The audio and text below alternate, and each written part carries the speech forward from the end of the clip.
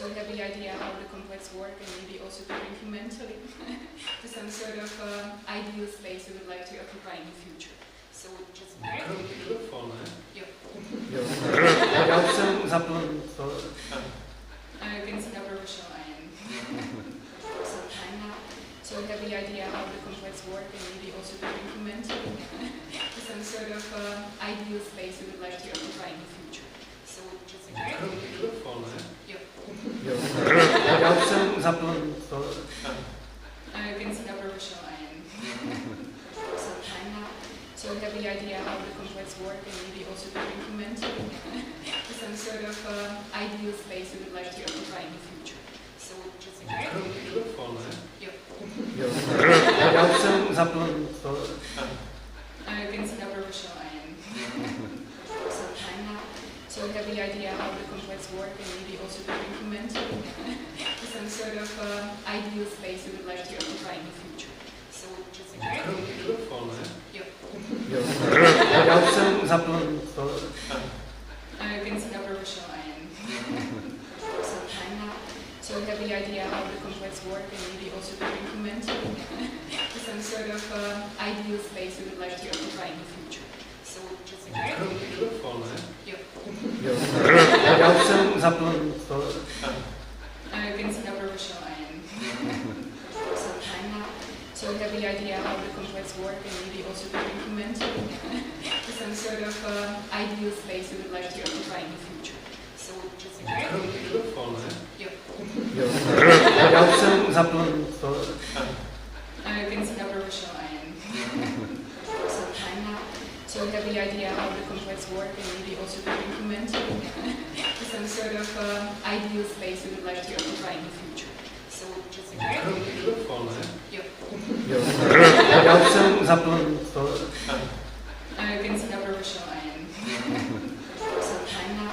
So we have the idea how the complex work and maybe also to bring you mentally to some sort of ideal space we would like to occupy in the future. So just Mikrofon, ne? Jo. Jo. Já už jsem zapl to. You can see how professional I am for some time now. So we have the idea how the complex work and maybe also to bring you mentally to some sort of ideal space we would like to occupy in the future. So just Mikrofon, ne? Jo. Jo. Já už jsem zapl to.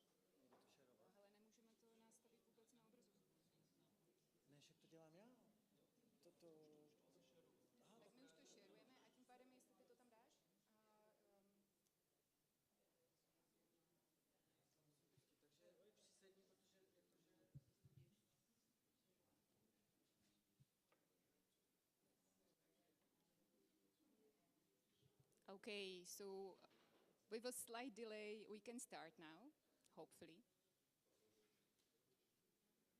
And I would like to show you just, hello, good morning.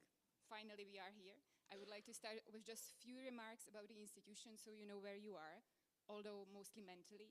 Central European Forum is a part of Olomouc Museum of Art, a state-funded institution. It was established around 20 years ago, and the idea was to connect Central Europe as such. I'll deal with it later.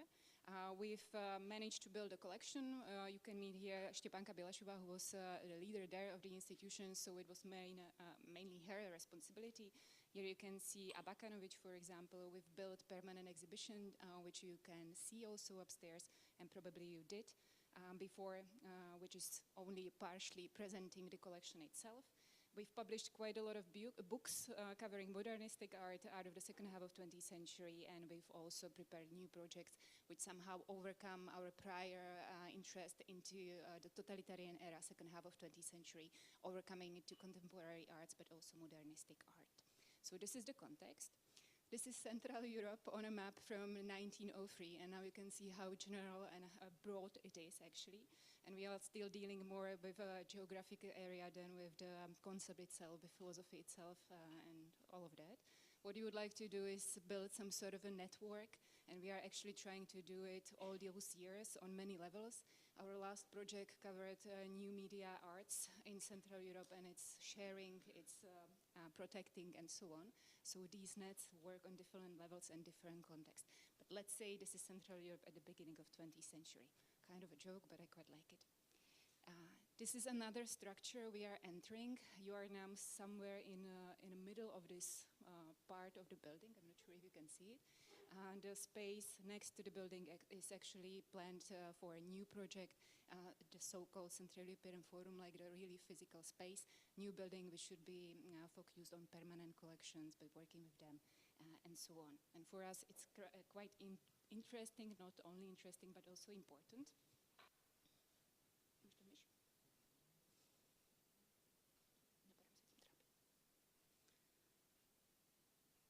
Everything okay? Yeah, hopefully yes. So now you can see not just the city of Olomouc, which we use quite often as a case study. Quite a small city, somewhere in the middle of everything. Actually, you can travel wherever you want from Olomouc, but like nothing is happening here, so just a very small spot. Now you can see the cut through the building itself, which is somehow divided. And now you can see the front of both buildings. This connection between old and new is extremely important for us, so we are trying to work with it. You can see here the site-specific installation work by Aleš Veselý. It's still not in our collection, and actually I think we will slightly move to different directions, working more with public spaces, changing this kind of situation in different projects, different situations, and different moments. But let's say this is some sort of frontal part. And these are cuts through the building. I'm showing you all these, although it doesn't exist, it's still in our head mostly as some sort of a future imaginative project we would like to work with. You can see how monumental it is, how open it is, but I would like to use it on more diverse, let's say, scale. These are images from inside.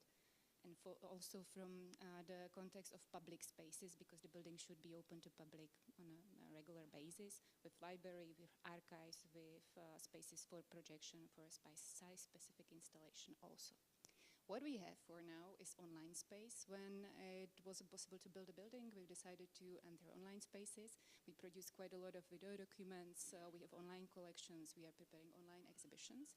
It works better abroad, I would say, than at home, but it's still quite interesting for us. As I mentioned before, we organized an online project connected with CAD New Media Museums last 2 years, as some of you know, but we are also organizing on a regular basis this kind of conferences which always open up the kind of topic situation we are interested in currently. Last year we organized the conference which was focusing on institutional cooperation, and actually we are preparing quite a lot of projects coming from this kind of a conference. And this time we are interested in a conference connected with the 90s. And there are two different reasons why we are interested in that so very much. One is the archival turn, let's say, again, working with archives, also in regard with a new institution, with a new collection, with a new library, which is quite important for us, but also entering a space of contemporary history. We are starting with that on local level. Right now we are preparing a project for 2025 covering Olomouc and Moravia and Czech Republic in the 90s and around 2000 transformational period, but we would like to overlap it in the future quite heavily. So this is also the reason why to invite you to work with Hermit actually, because there everything is connected somehow. And we are going back to the idea, we are not going back anywhere, we are going back to the idea of Central European Forum as some sort of a platform, a space for meeting, for discussion, for dialogue. It would be very nice to have you on board and to meet regularly on this platform, to have you as part of the institution as much as possible. Now in very small cafe, which is not anymore working as a cafe even, but it's still the 90s space, but very quickly in a new building, hopefully. So this is it. Let's hope we'll next meet in this concrete building, which is going to be awesome, but also quite horrific, and we'll see how it's going to all work. Welcome everyone. Thank you that you came. Really enjoyed today and enjoy the company of others. Thank you.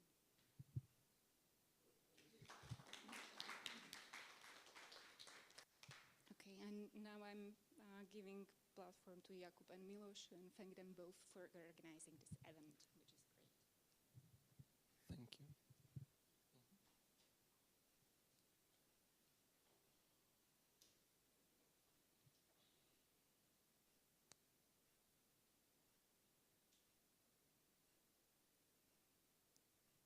I believe we now have Dusan Baruk online also.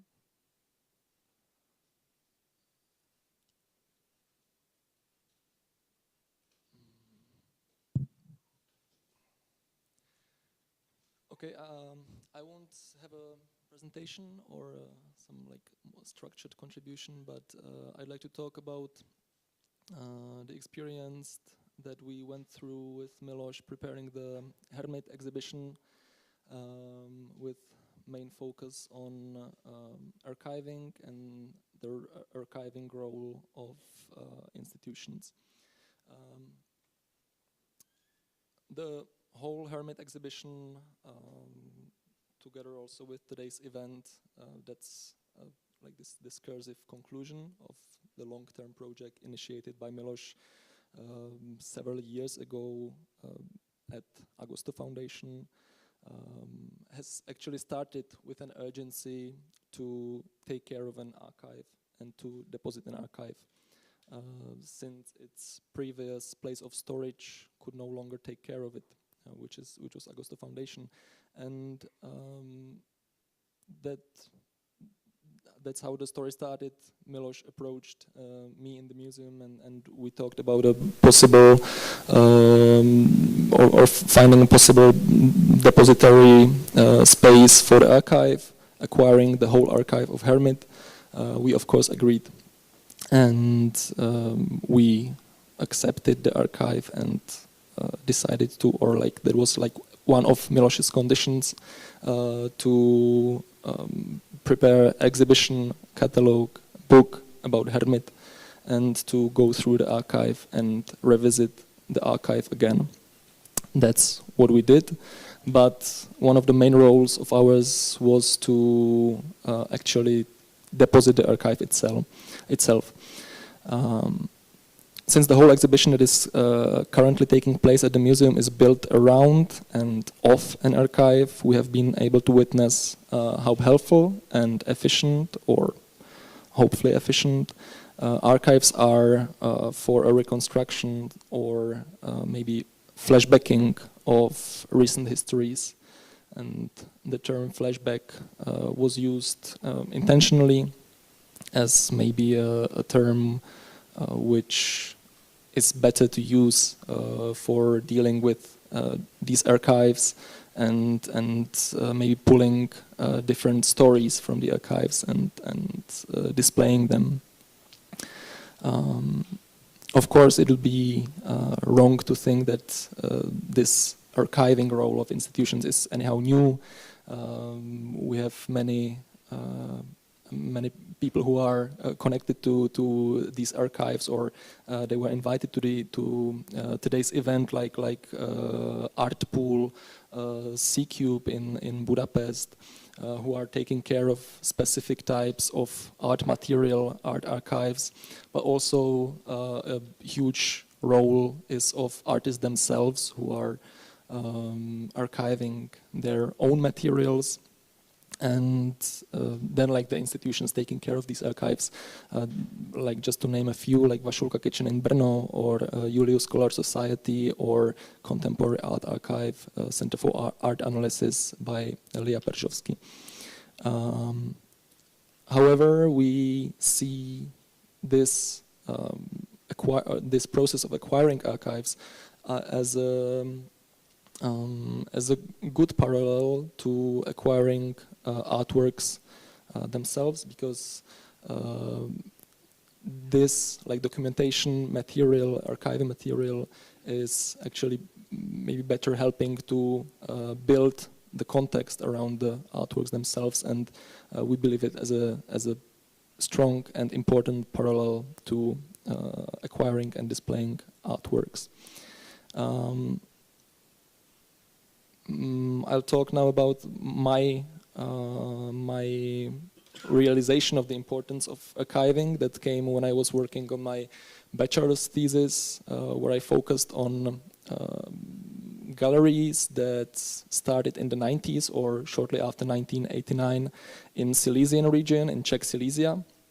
And these were actually 4 main galleries, one of them being Bludný kámen in Opava, one of them being Langův dům in Frýdek Místek, Sokolská 26 in Ostrava, and Galerie Půda in Český Těšín. And all of them, or like when working on this thesis, I of course approached all of the figures that founded these galleries and looked into the archives. They all looked very similar. These were like the banana boxes full of folders with different kind of documentation, very similar to what we have now also displayed here at the exhibition of Hermit. And they somehow like they were of course important for my thesis, like to work on it, to build the whole thesis around like these archival or like this flashbacking of recent histories. And for at least the 2 of the galleries, which is Galerie Půda and Frýdek Místek, I was definitely the first one taking care of the archive. And both of these galleries are no longer exist, and I have no idea what happened to the archives, and I've never looked into it. And hopefully they are in good hands, like maybe gallery in Ostrava or somewhere else. But it's also very likely that they just are stored in some attic, in some cupboard or wherever, and they won't find their way to an institution, which means that we're, of course, like losing this history. Another experience with a similar case of Galerie Půda in Olomouc this time, which also functioned in the 1990s. This was another work that I did during my master studies, and it was the same. I approached Jiří Krtička, who was the leading figure of the gallery. He took me to his office, gave me these 2 boxes, and told me like, yeah, like do something with it and find some purpose for it. So there was another archive that came into my hand, and I felt like as it would somehow deteriorate in the office if no one approached it. So that's just a few examples, and I just wanted to somehow support this idea of collecting archives, acquiring archives in institutions, and also like museum and gallery institutions, and taking care of the heritage of artists, small organization, exhibition places, galleries, and so on. Of course, like the first step, the first important step is to deposit them in the institution, institutionalize these, to find safe space for them. But of course, the second phase is to revisit them, to find the second life for them, which is or can be within exhibitions, books, and so on. And that's what we did with Hermit, and that's what we would like to continue with. And just one last note, maybe like these few decades that just passed from the 1990s were also the last decades that stored their archives in a paper form. So we actually have the physical form of the banana boxes full of folders with the documentation. Yeah, what is going to be the content of the future archives is maybe an open question. Of course, it's being discussed together with other digital media and their archiving, but it's of course very also a fragile thing to store data as an archive, not having the support in the physical form. But I'm sure these archives will take up much less space in the future. Thank you. Short contribution about archiving, and role of institutions, and I would like to give word to Miloš.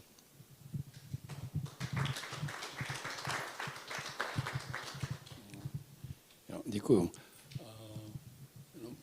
Jsem se chtěl zeptat, I would like to ask if everybody is sitting in a right constellation. So, you, yeah,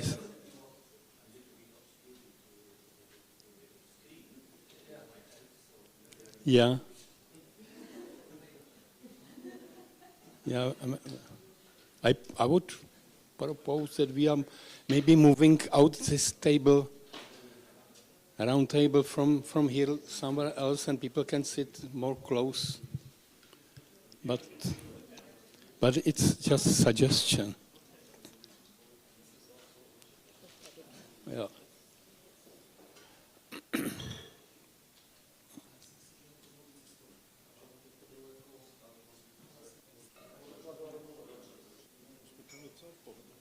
Ja.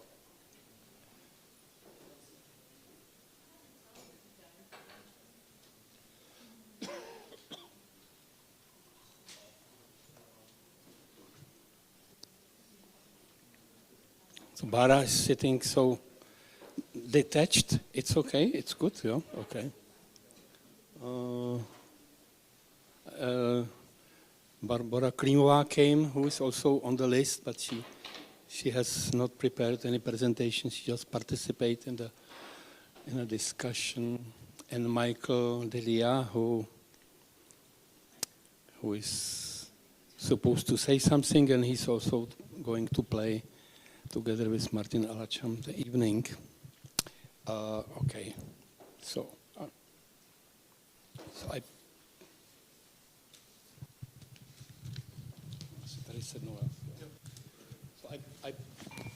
I prepared some kind of introduction text, which I hope give also a little bit broader framework of at least our proposal or expectation what the this today's discussion can be dealing with, which is of course about archiving, but I think it's there are also other aspects which could be interesting issues to discuss.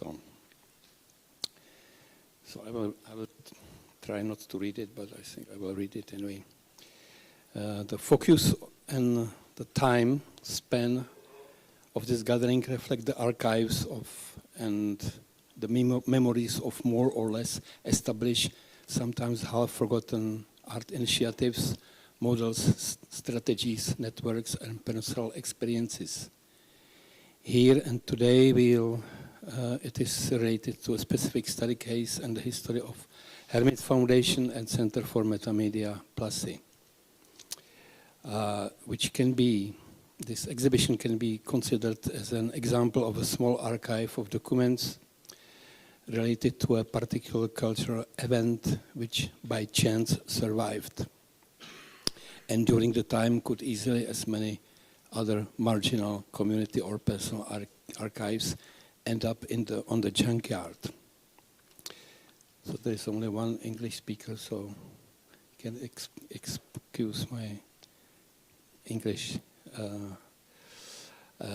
In this case, such vulnerability and culture construct linked to the trajectory period can be interpreted in the context of the ongoing academic and media discussions and confrontations about our collective identity and politics of memory, but as well as a part of political battle of social and economical turbulence we are witnessing all around us today or lately.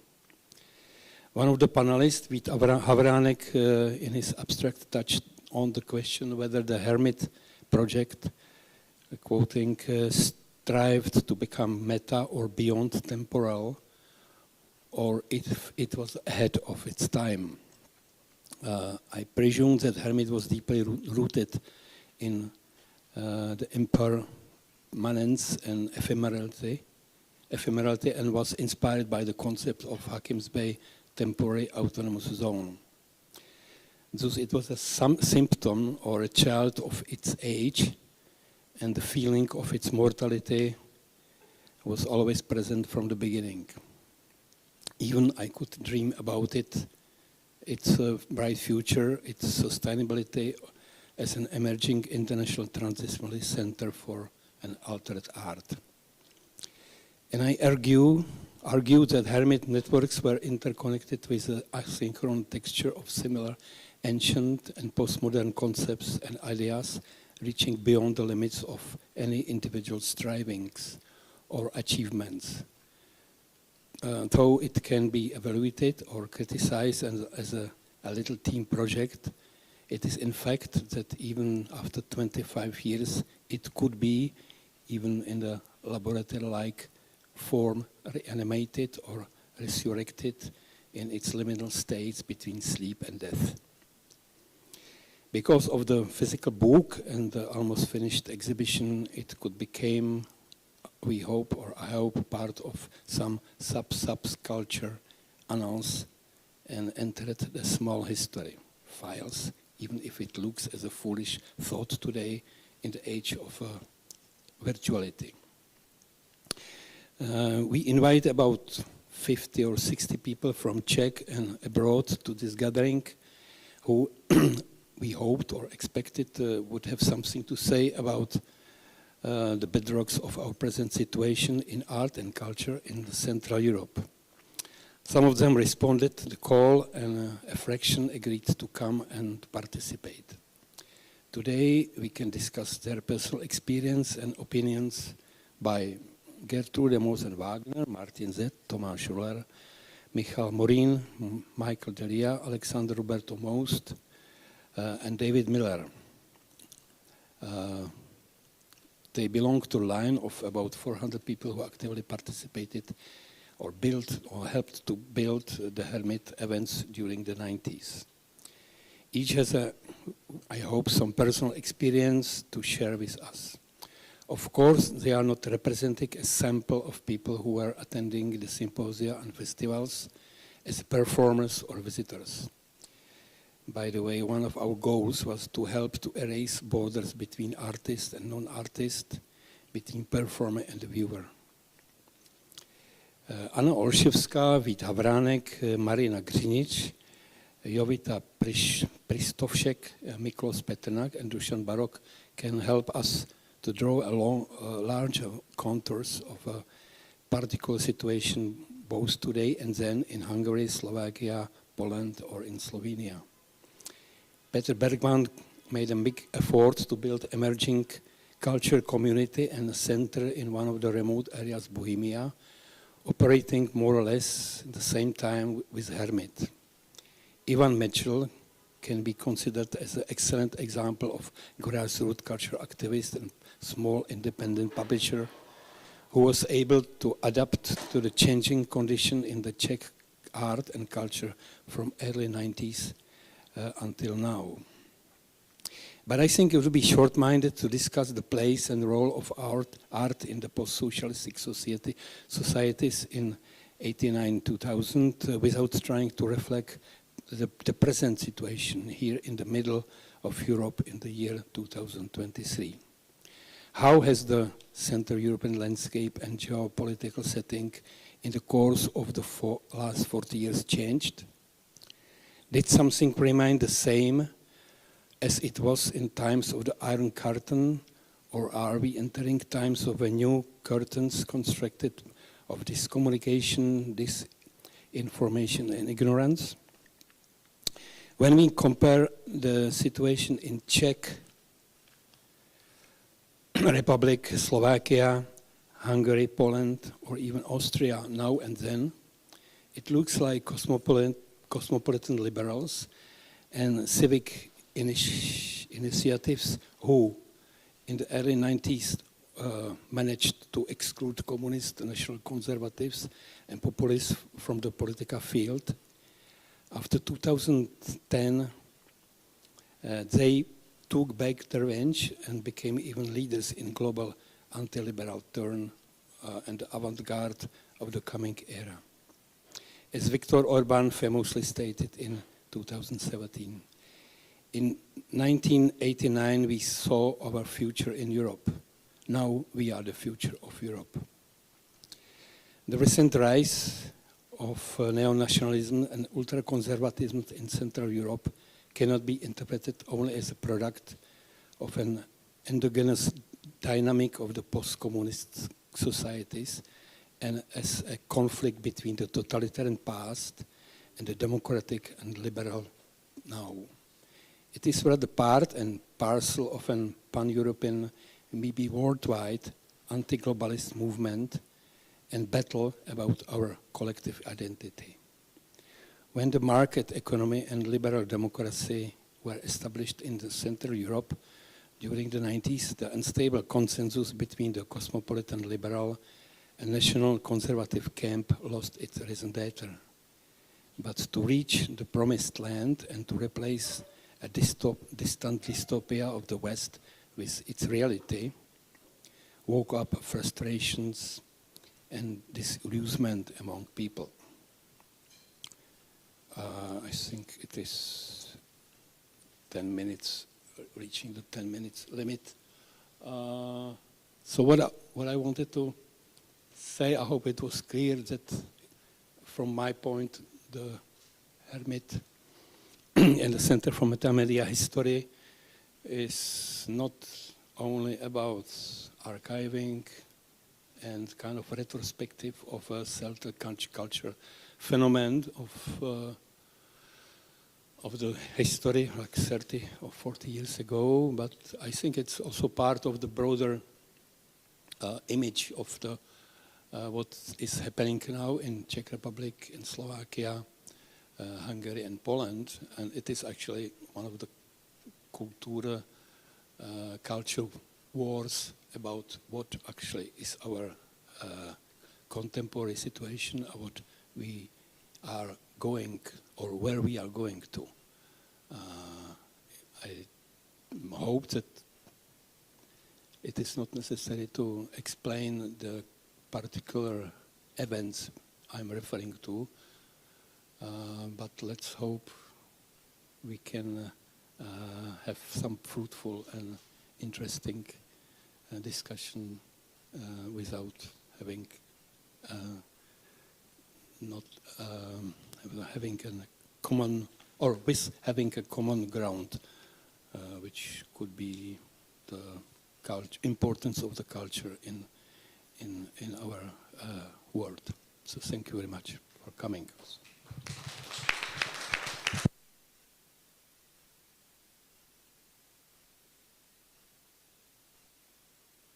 I would like to ask Anna if she can, yeah? So Anna was one of the people who we asked to come. She's art historian, and we met maybe 2 years ago in Brno when she came to present her project about kind of resurrection of the robotic piece of sorry?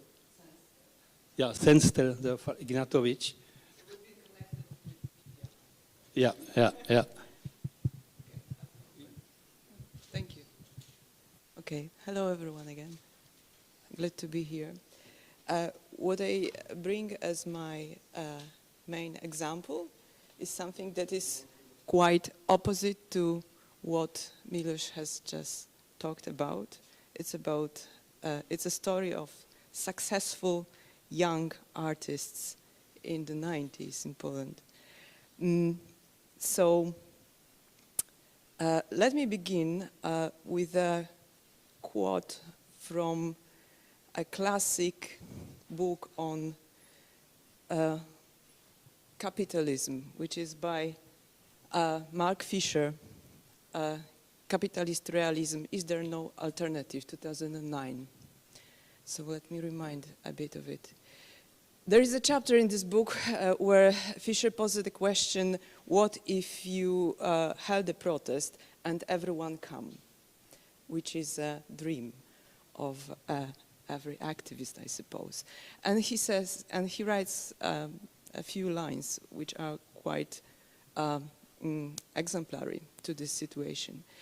To reclaim a real political agency means, first of all, accepting our insertion at the level of desire in the meat grinder of capital.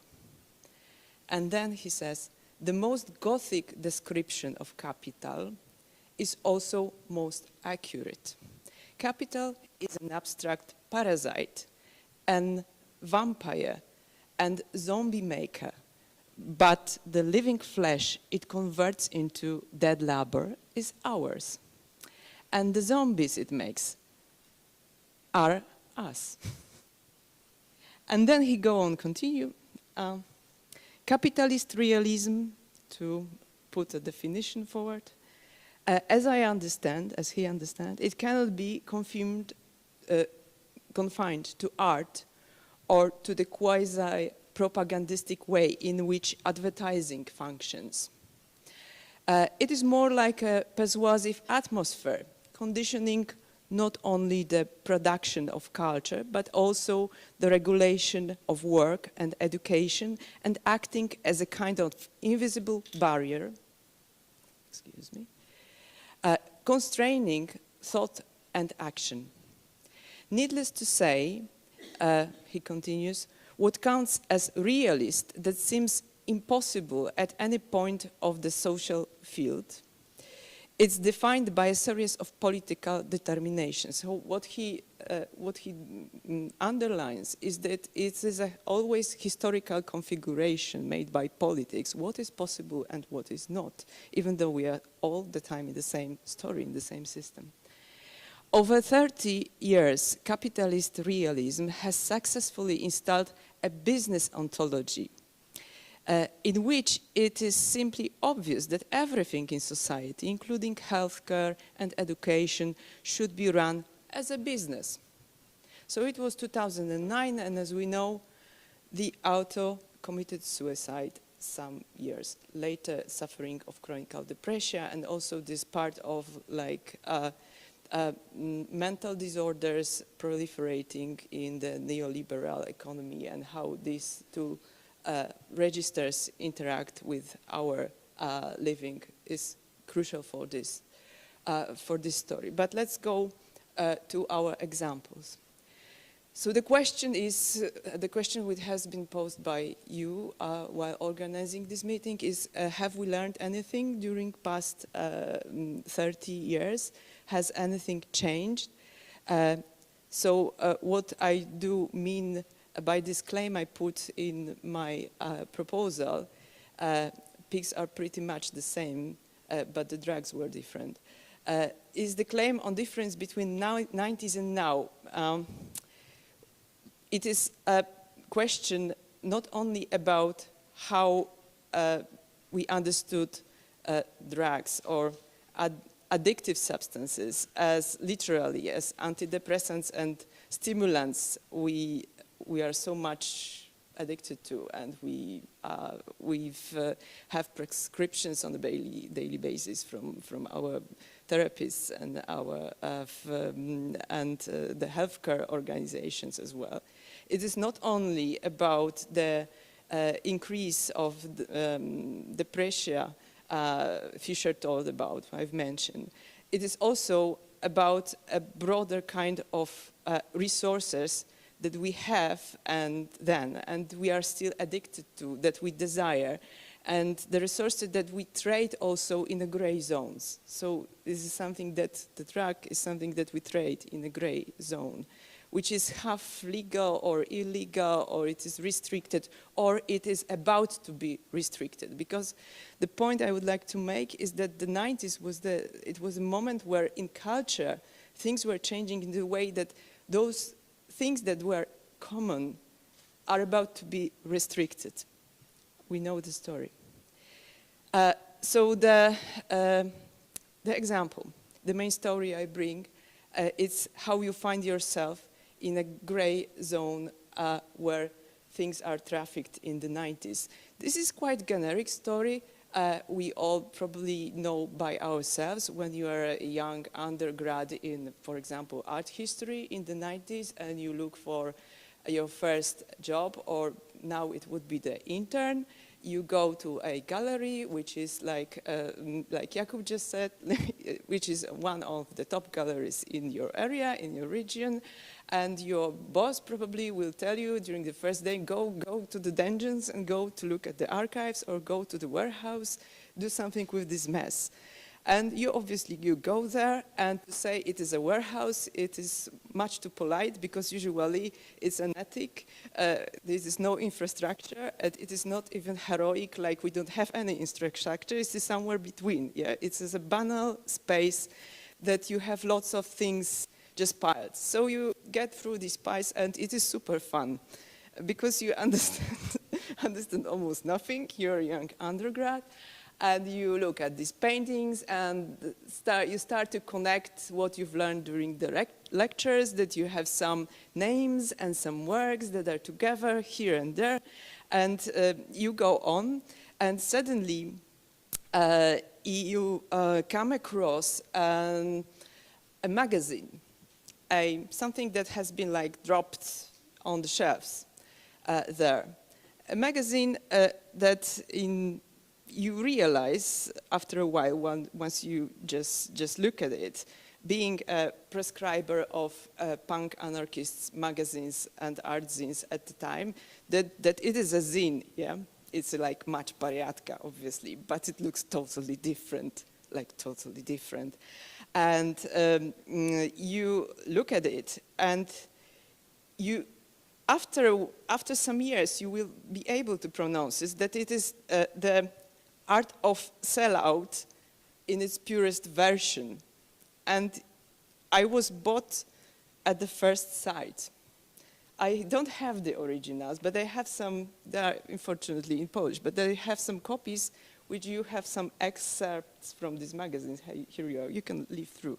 I recommend to look at the titles and headlines where the source for each idea, for each stripe is marked. So you come across to what I came across, what is connected with this, my version of this generic experience of getting into this zone, was the famous magazine On Tuesday, edited by young artists who belonged to a newly established group, Ładnie, at the time.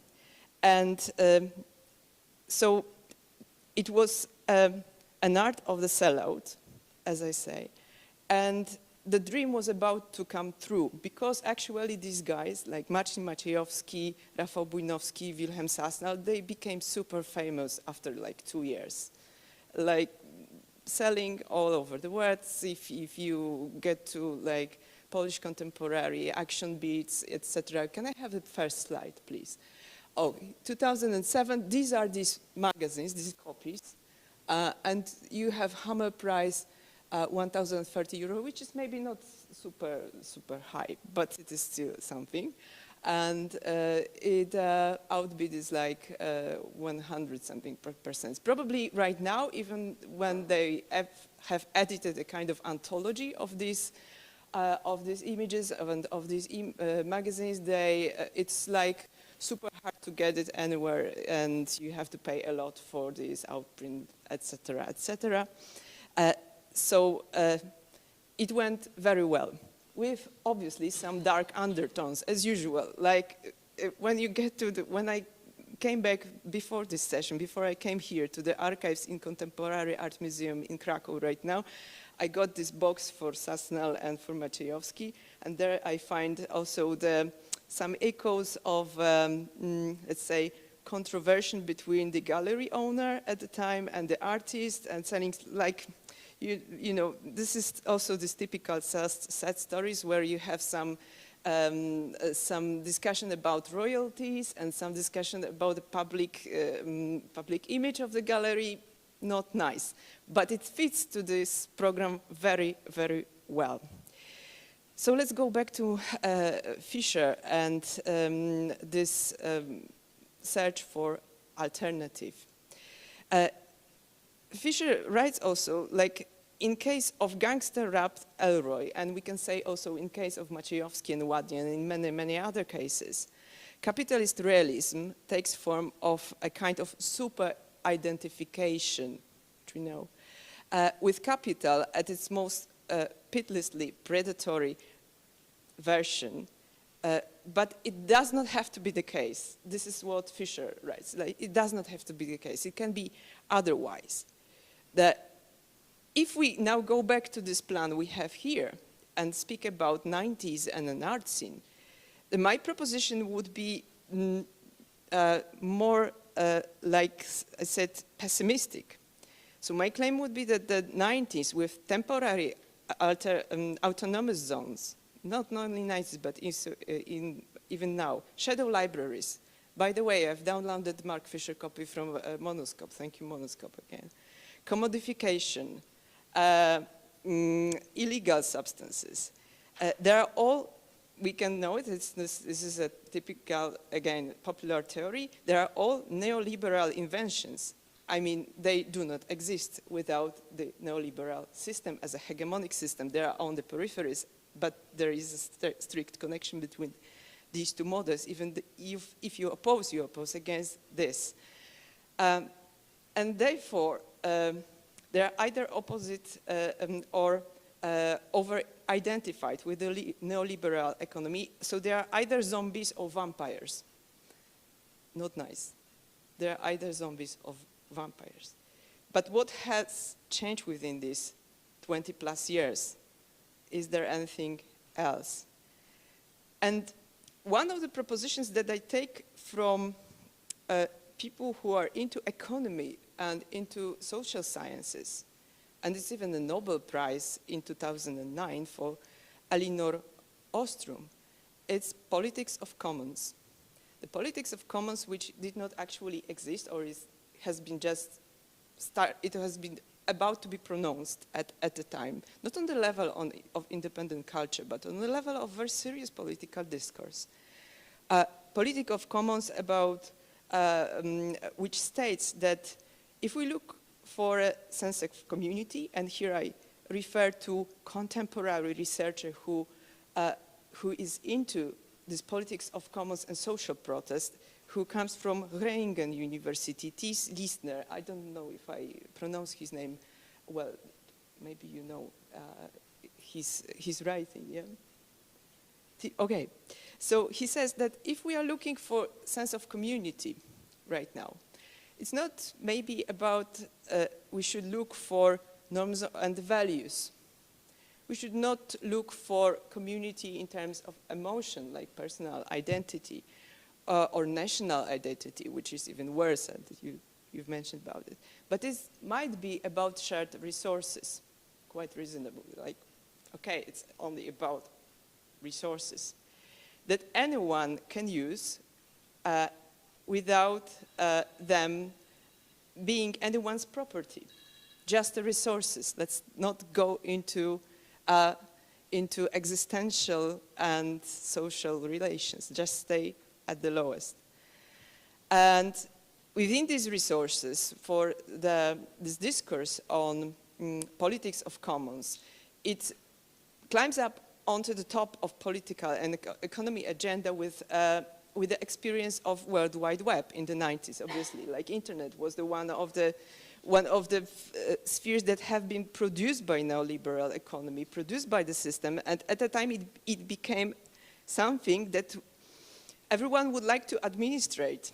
So we have this tension between like owning the new resources the capitalist system built and reclaiming this resource. And nowadays this discourse on commons speaks about electromagnetic field, orbital debris, all these nasty things we don't want to deal with very much. They are quite problematic, but in a moment it may turn up that we just want it. So to sum up, to wrap up, yeah. So what if art would be capable of living with commons? And I leave it as an open question. Is art like attuned to really, really function in terms of commons, common resources? Regarding these stories I've I put on the wall today. May I have the last slide, please? And for a conspiracy theory. Tina, Polish magazine for women published by Bauer, a German publishing house, since it started in 1992 or something. I don't know if you had these versions of Tina. Yeah, Tina. And the conspiracy theory goes like this.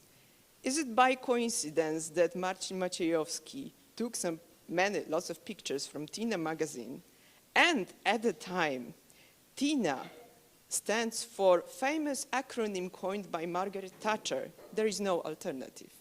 Thank you very much.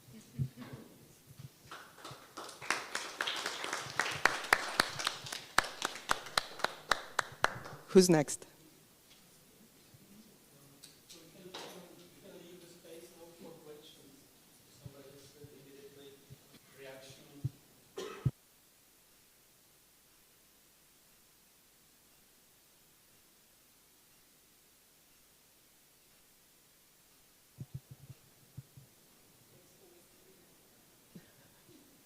No, like my idea is that we can, the art, it does not go with the commons. The commons Can is I ask an a question? alternative. Hello? Can I ask a question? We approach the times age of commons. You know, maybe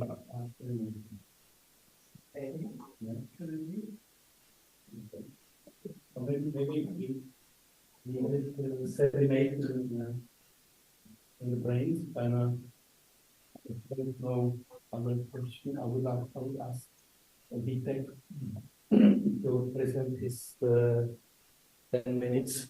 Yes. Vitek Mavránek is an art historian who since every 90s, you know, it's quite important that in the area of contemporary art, one of the group people who organized the display project in Czechia, also explained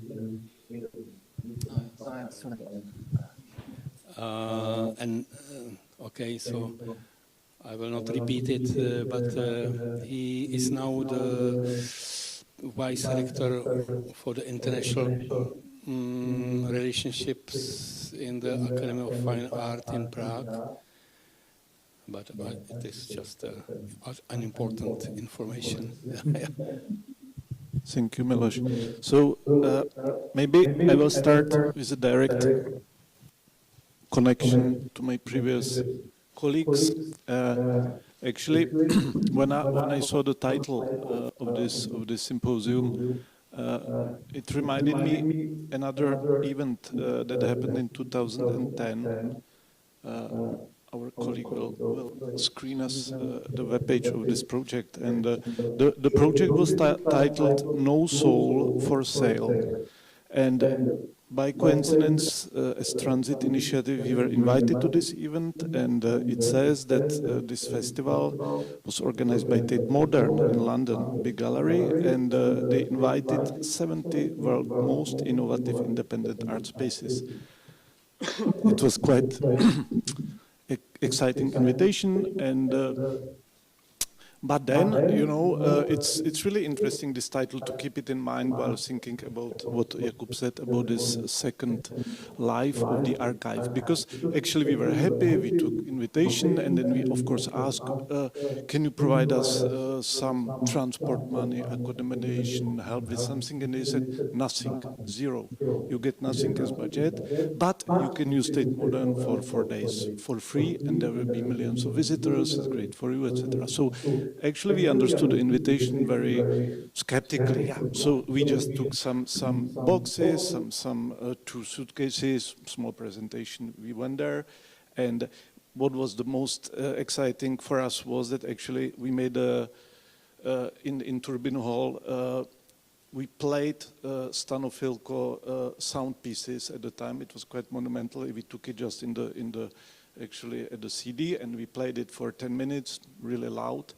I think he would be really happy to hear it. But anyway, the point was, why I'm talking about that, is that all these 70 initiatives, they were so happy to come, but then, closer the date, they started to ask all these questions about material support, money, etc. And it ended up that the event happened, but then when it ended, hundreds of emails, complaints, letters, they started really to bombard the museum, because actually the museum completely took over their, so to say, independent free labor. It was a typical moment of kind of excavation or it's the same with the minerals actually. So extraction of all their missions actually. So I think to connect with the second life of an archive, I think it's extremely important to think that, of course, one thing is that the museum must kind of sustain and secure this material integrity of the archive. That's number one, of course. But the second life, I think there is also other kind of responsibility. And today, it's more and more visible with the museums, because museums become archives and libraries in the same time. And for example, better example for me is the library. When you look at the libraries, what is a good library and bad library? For me, the best library in Prague is National Technical Library. Why? Not because of the books, but because they provide an open public access 24/7 Nobody is controlled, everybody can enter. So they provide a kind of basic civic infrastructure for everyone.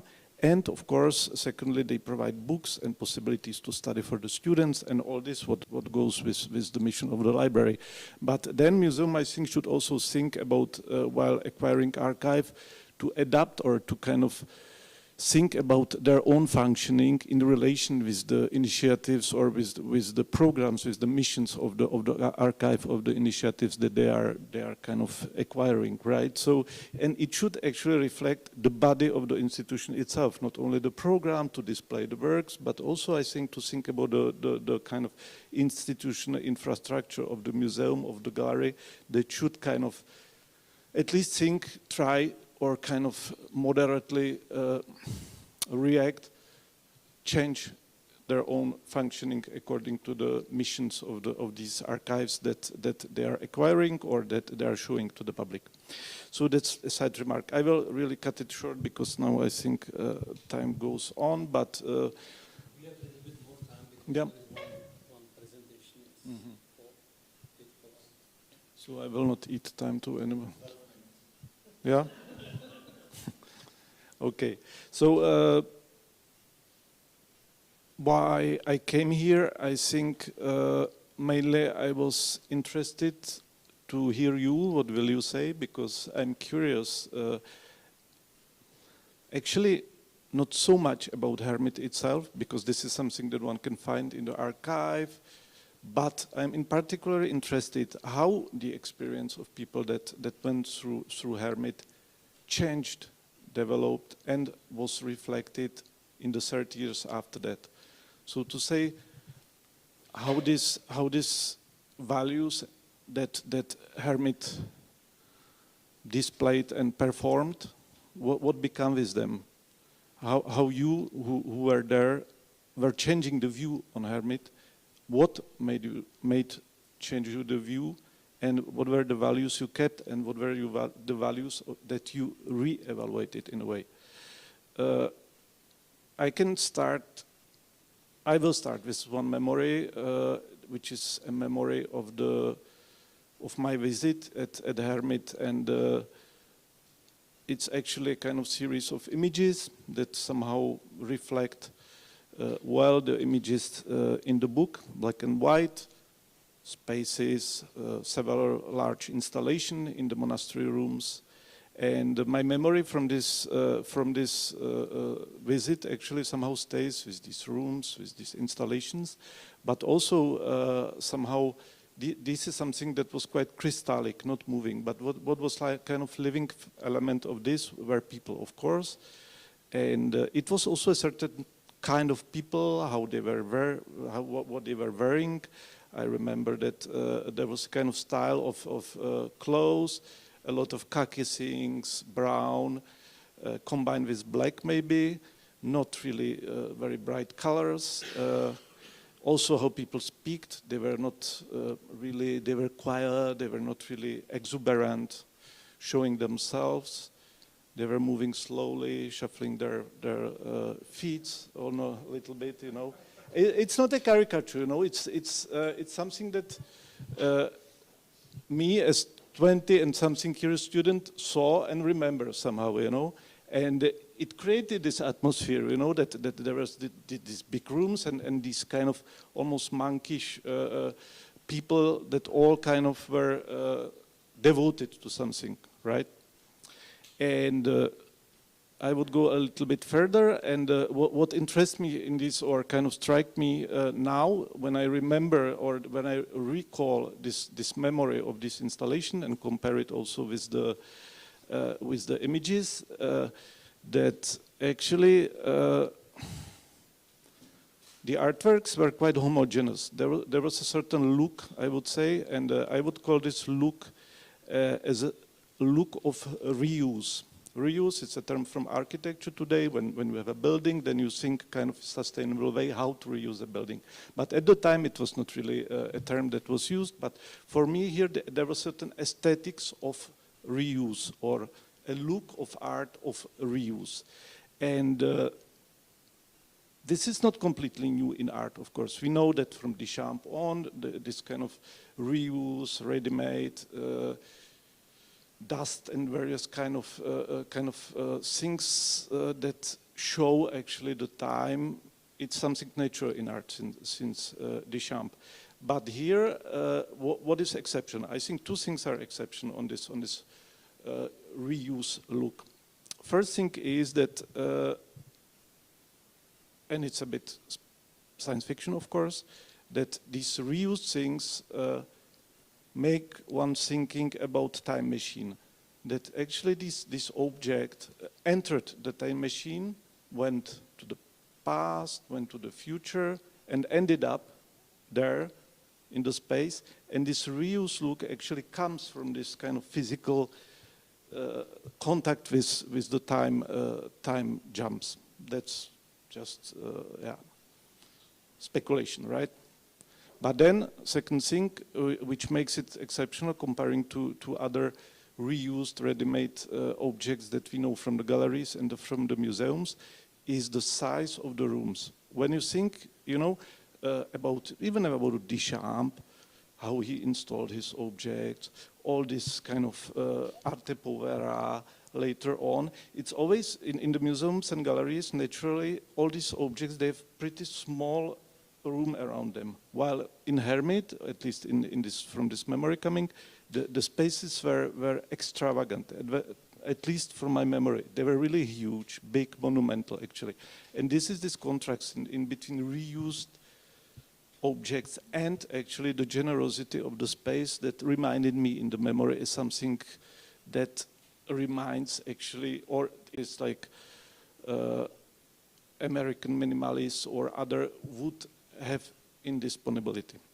So this contrast seems to me something interesting to kind of remind.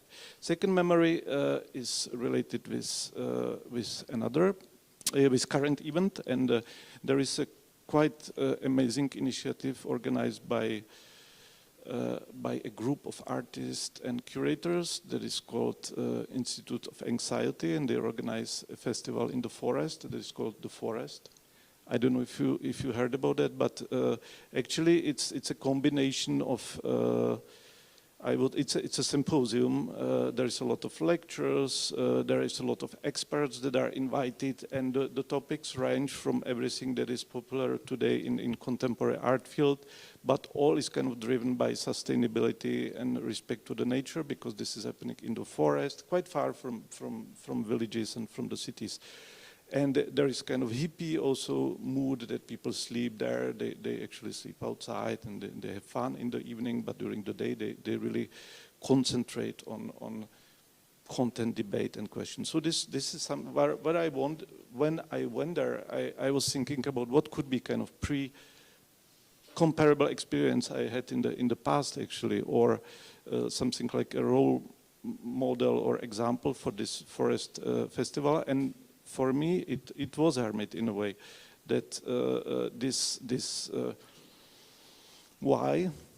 Because not because of this kind of community autonomy, but mainly because of the question of sustainability that it raised. And here comes one question or thing I think we should really super focused on one element, and it's a matter of historical studies, I think, is how the movements of ecology in the 1980s, in late normalization, connected actually with this Western and European and other movements of sustainability, and they met at Hermit. And this meeting seems to be something very interesting for me today, and look at this very moment, because it was something completely unusual for the time when the consumption began. And here maybe I would like just to end with this, to connect it with Michal Pullman, with the Czech historian, who kind of rewrote the history of the normalization a little bit. And interesting things he noticed, and he says, first thing is that there was a kind of in the 1980s, in Czech Republic at least, I think in Poland it was the same thing, there is a kind of consumption drive. There is a consumption drive, and there is a regular actually kind of will and desire to consume, and there were even things to be consumed. So we think that it was kind of a non-consumeristic society, but actually it was in the 80s very much driven by this only interest, because there was not much else to think about besides of dissonant circles, for example. So first moment is this, that it went against this consumerism that was already present in the 1980s. And Pullman then says two other interesting observations. One is what was internal reasons for failure of socialism in Czech Republic. His hypothesis was that it was first was related with a certain signals of non-ability of the state to handle danger groups, danger issues like football hooligans, for example, or certain elements in the society, and they escaped a little bit this kind of socialistic control. And the second element that escaped was the movement, ecological movement, actually, he says. And he observes, for example, music festivals like Porta, or official magazines like Mladý svět, where this kind of ecological movement really find official platforms. And this was kind of internal disintegration that showed that the situation is shaking. So that was his hypothesis. And my interest would be to somehow see what role in this development Hermit followed, or maybe stopped actually, or kind of in which relation it is situated. Thank you very much.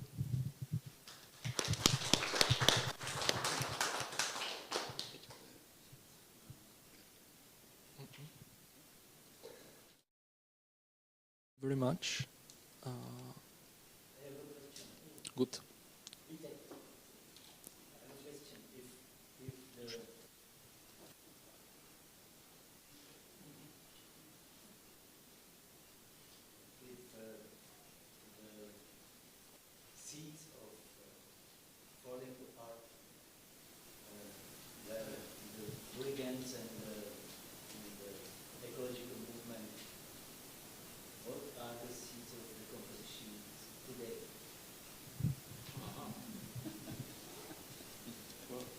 Always easy to see backwards. 30 years after, it's easy to see. And it was a hypothesis of a historian. So but it's unusual hypothesis, I think, because we all thought that it's like political, consciousness of people that made this change. And he says that it was like internal motivations of people that were not matching with the promises that state gives. So today, if we compare it, I would say that actually promises that the governments or the political system give us are not meeting with the expectations of people, but this is happening since a very long time already. So was this the question? What would it be today to kind of dismantle? I think the sustainability question is the major, I think, political trigger that could change, because that could change the economy, because everything is today, of course, governed by the economical ratio. But if there is another ratio, and this ratio is sustainability, planet, planetary system, then this can switch the economy, trigger it, change. So maybe it stays similar, Maybe it continues, actually, yeah, yeah. And it still has this agenda which proves that the systems are not the perfect. That's true. Interesting because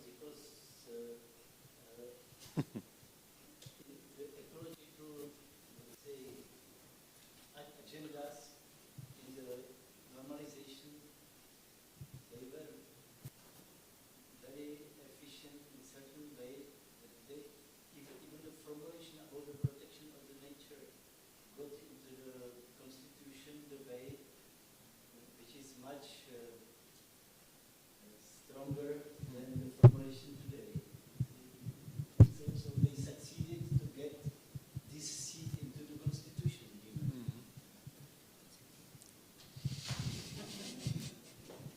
I spoke to the mic. Doesn't matter if it was on or not. Mic dropped. Marina Grinic at Zoom wanted to add something to Anna's presentation, but I don't know if Marina is online now. I don't see her. Oh yeah. Can we have the sound from you?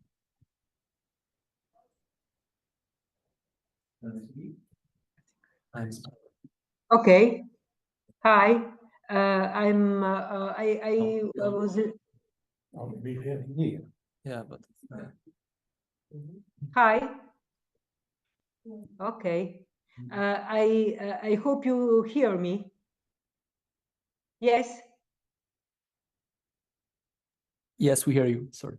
Okay, thank you. So I just wanted to say that listening to Anna, I ask myself if this capitalist realism of Robert Fisher is actually something very, very old now. The way, in the way how we see what is going on with the neoliberal global capitalism, that has another feature, and this is actually what from theory it's called a necro-capital drive. That means it's work not as something about pragmatist realism and producing zombies, but is literally deciding of something much more I will say, putting us in peril. And this is actually who should live and who must die. That is the shortest definition of necropolitical policy or necropolitical sovereignty. And what's going on now in Europe, at least also in former Eastern Europe, is giving us a new situation. And therefore, Robert Fisher, from my point of view, it's okay theoretically, but is actually not enough. And also when it's talking about zombies, I think we cannot say that we are all zombies and vampires, because if you think about people who are racialized, that means they are seen through their color of the skin, and they are actually seen through their, so to say, artificial race, and also gender, mostly as trans. These people, they are facing a reality that is much more drastic than just to be a zombie or a vampire. Practically, we are more inert than zombies and vampire. We are very privileged as being white. But if you will be black and we will be sitting there and talking, I think nobody will invite you, this is first, but your reality and union in general, it's a catastrophe. And a very good example was precisely the war in Ukraine, when citizens of Ukraine were selected on the so-called color of their skin. So I think this universalization of the pragmatism of Robert Fisher is just too less for the time that we are living. This was my comment, and maybe can be a certain answer to this. I will be very happy.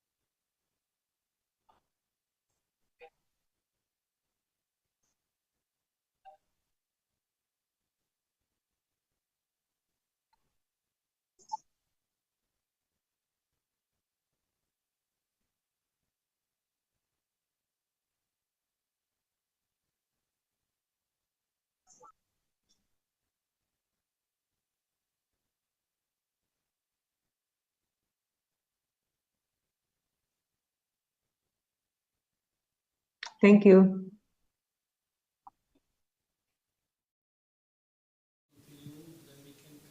Just one word, maybe interesting moment is that both vampires and the zombies are predators, no?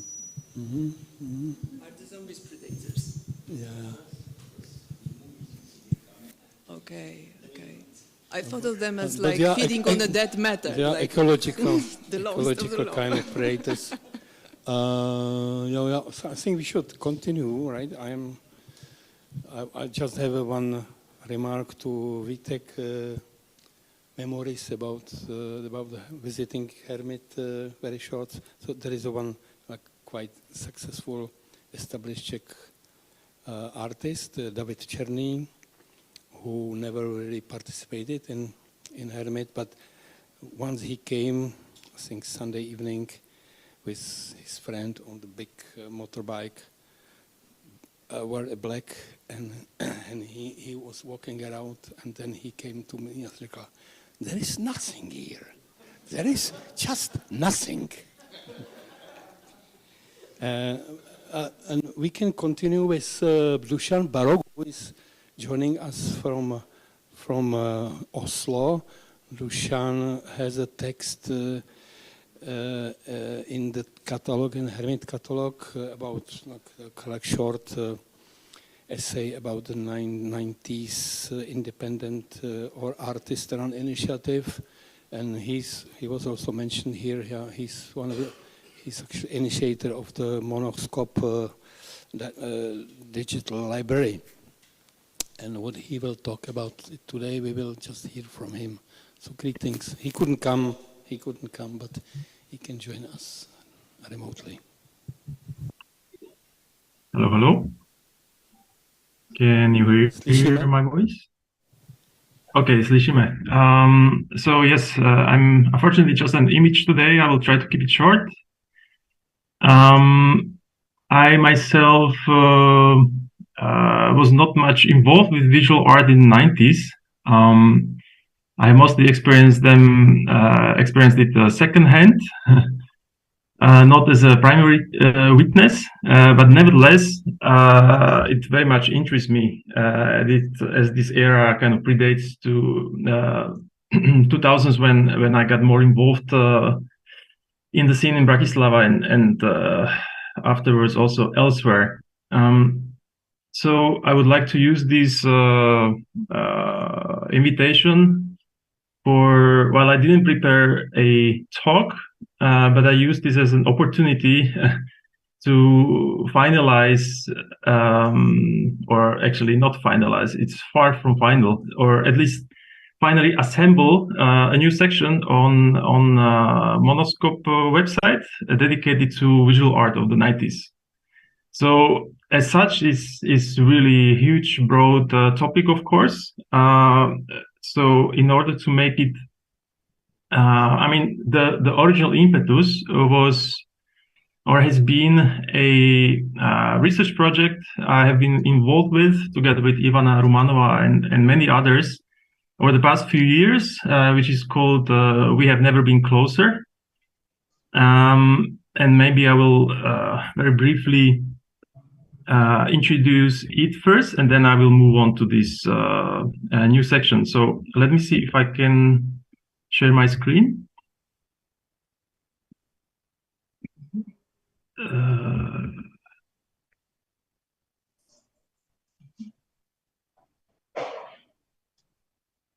So can you see what I see? Yes. Okay. So this is a collection of, well, let's say different elements or outputs of this project.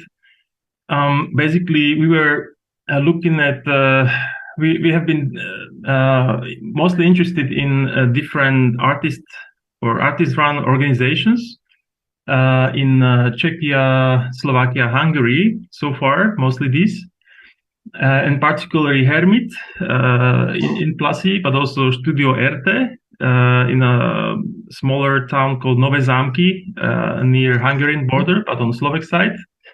And in Budapest, initiative called Media Research Foundation, and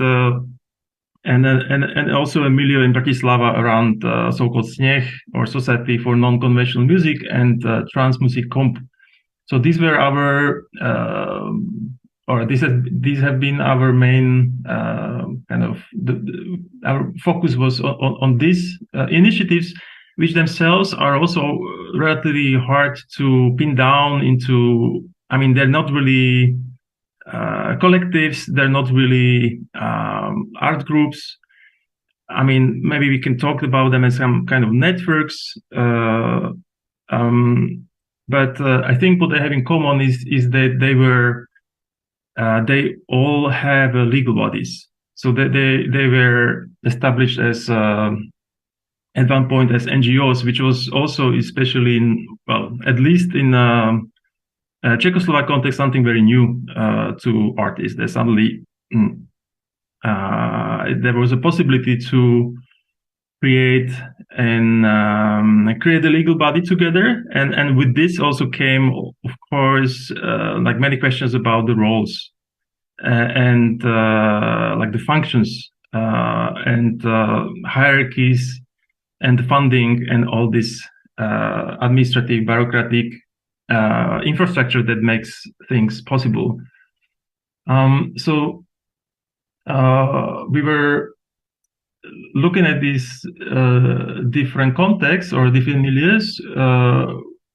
We mm,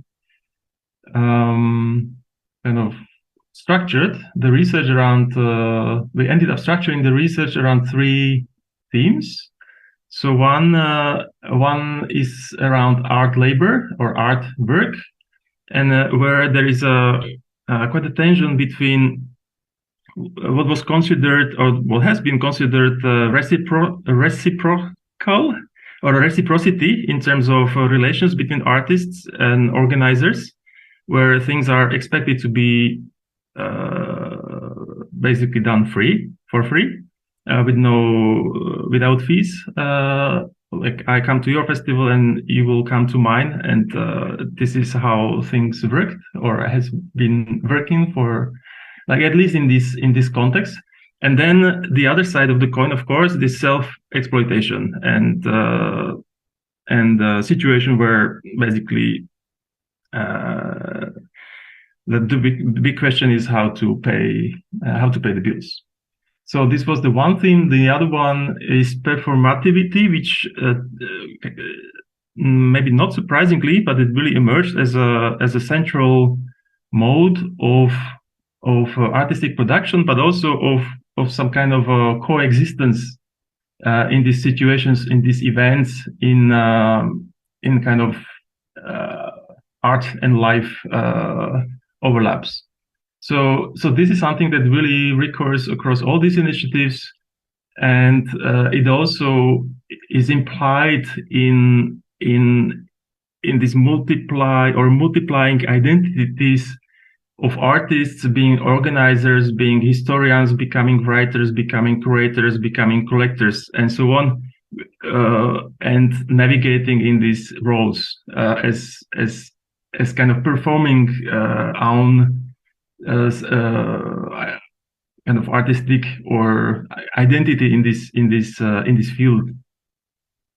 And I think also one of the reasons for like the centrality of performance or performativity was the actual fact that things were basically done without budget. So people were mostly using their own presence and their own body to make art.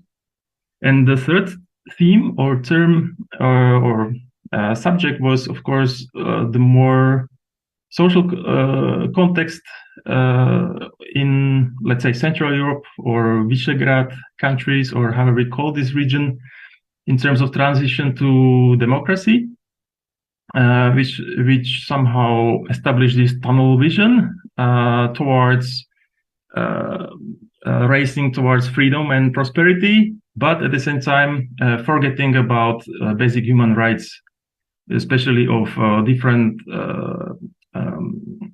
minorities. And we also found that actually the media or the groups that are actually highlighting this were mostly in anarchist circles. So in Czechia, there was this one anarchist magazines that we looked at this table of contents, that this would be the actual program of let's say Progresívne Slovensko or Progressive Slovakia party today, where things like abortion rights and registered partnerships are really still controversial in Slovakia. So these were our 3 let's say thematic areas. We recorded discussions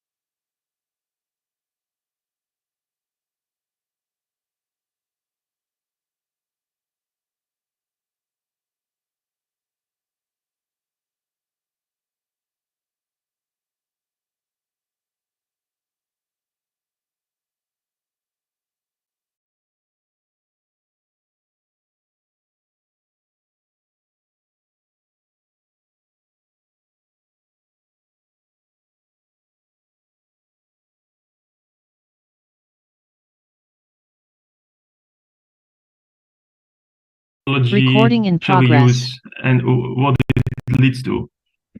So so this page is now online. It's under monoscope.org/1990s as a number. And there are also very different ways how this page can be structured. At the end, this is really in a process. So at the moment, it has 3 sections. The one is entitled, one is dedicated to artist organizations and para-institutional practices of the 90s, which already have some kind of presence on this website. You can see it's mostly kind of biased by kind of my kind of milieus being located in and out Central Europe. So, but it's really meant to be kind of expanded over time. Then I realized that of course, like a lot of these research projects that many, probably like at least some of the participants at this symposium were also initiator or at least participants in. So they many of them produced or ended up producing some kind of a digital resource or digital platform where their outputs are somehow assembled, collected, presented to broader audience. Yes, there was like the quite an early one was East RMAP by the group Irwin. This website is down; it doesn't work anymore. Also, this one was dedicated to video art in Central and Eastern Europe in 90s and 2000s. Transitland. There was a Erste project called Gender Check, focusing on femininity and masculinity in the art of Eastern Europe. Atlas of Transformation, where Vít Havranek and Transit.org were kind of coordinators, researchers and there was a large-scale project called Former West, organized out of Bak in Utrecht with Marija Hlavajova as a coordinator. This Living as Form has been supported by Creative Time in New York, and it looks mostly in socially engaged art. In this decade, there was a project, or actually still apparently continuing project of Transit in Budapest, which went with a kind of the method was like similarly to this Atlas of Transformation. The method is a glossary and developing glossary entries basically by invited contributors. There is a project which is which is a project of Art Museum of Olomouc hosting this symposium, which has been running for almost 10 years. And it's also, it's mostly rooted, based on their own collection of Central European art, but also opening up to really mapping the context around these artists and artworks. There was a project continuing project in I think Ljubljana in Moderna Galeria, also in form of glossary.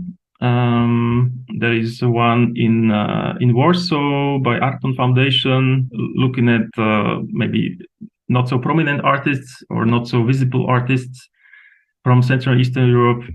There was a very interesting one organized by NGBK in Berlin, looking at the post-unification art mostly from East German perspective. And one called Secondary Archive, looking at women artists from Central Eastern Europe. Many of these projects, of course, are not focusing exclusively on the 90s, but also,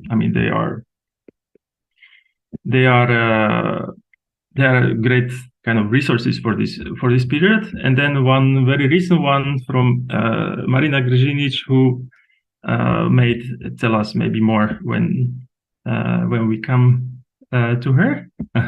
And then we okay, so these are just these platforms, and then there is several of these projects are highlighted. I mean, for example, this one. I mean, it's not so. I mean, look at this URL monument2transformation.org. I mean, it's not so. Also, I don't know how it shows up on Google if you kind of look for things like this. So, I mean, it's not maybe so straightforward to find these things. So it also makes sense to really bring them together in some kind of resource of resources or something like that. But anyway, so we have a former West. There was one. I mean, also in terms of these topicalities, what was apparent really in East Berlin, but also Leipzig, Dresden, and other places and what maybe also connects to Plassy and the monastery there, that suddenly artists were really in a position of squat the building, the actual like infrastructure in terms of buildings. So in Berlin, this is of course connected to gentrification and all these other things, but I would say it's not limited just to Berlin. And yes, this museum confederation called L'Internazionale has this large-scale project called Our Many Europes, where also interesting work has been done. And then there is a collection of mostly catalogs, but also authored, single authored monographs and other kinds of publications, which I struggled how to structure, but ended up in this kind of geographic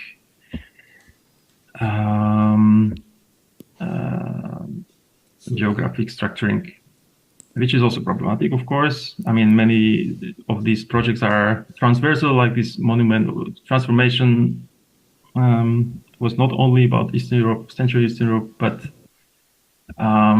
this is where we at. Also try to make some kind of a thematic index, but sorry? Can you hear us now? Yes.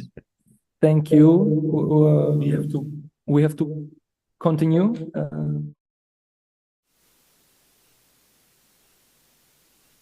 That's from me. Yes, please. Okay.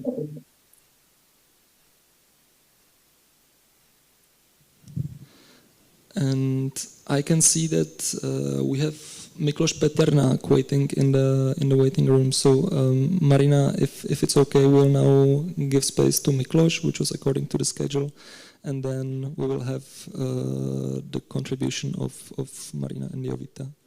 Is it okay? Okay.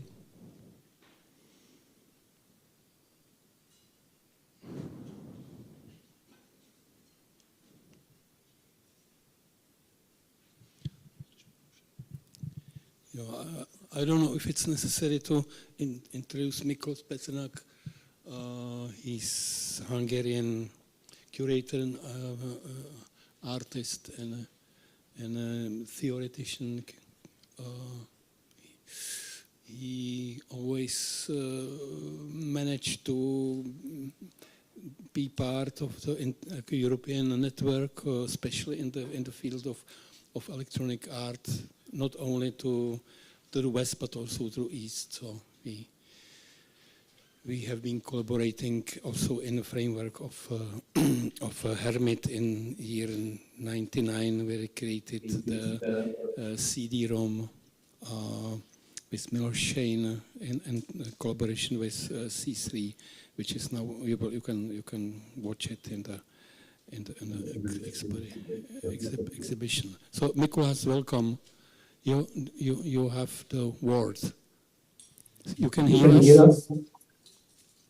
Miklos, can you hear us? You can see us?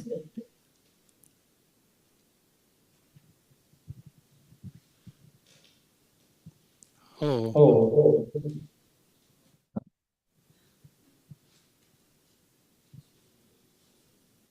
Hello, Miklos. Can you hear us, see us, everything?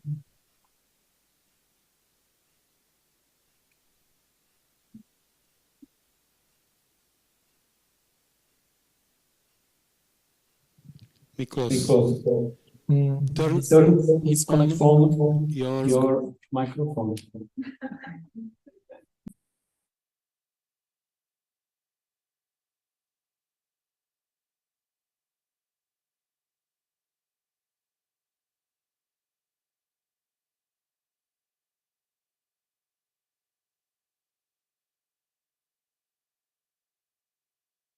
So now, Miklos, can you hear us?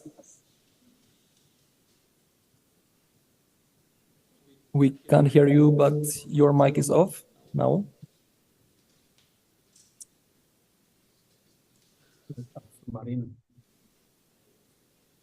So, Miklos? Yes. Yeah. Okay. Good.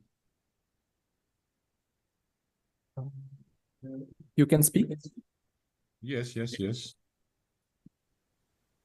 You mean? Yes. I can speak. You mean I should speak to you? You have something to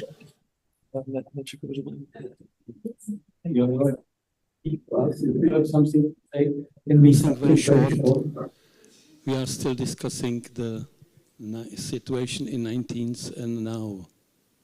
Yeah, it's in this way, it's very strange. So I have as a context only what Milos sent me, a kind of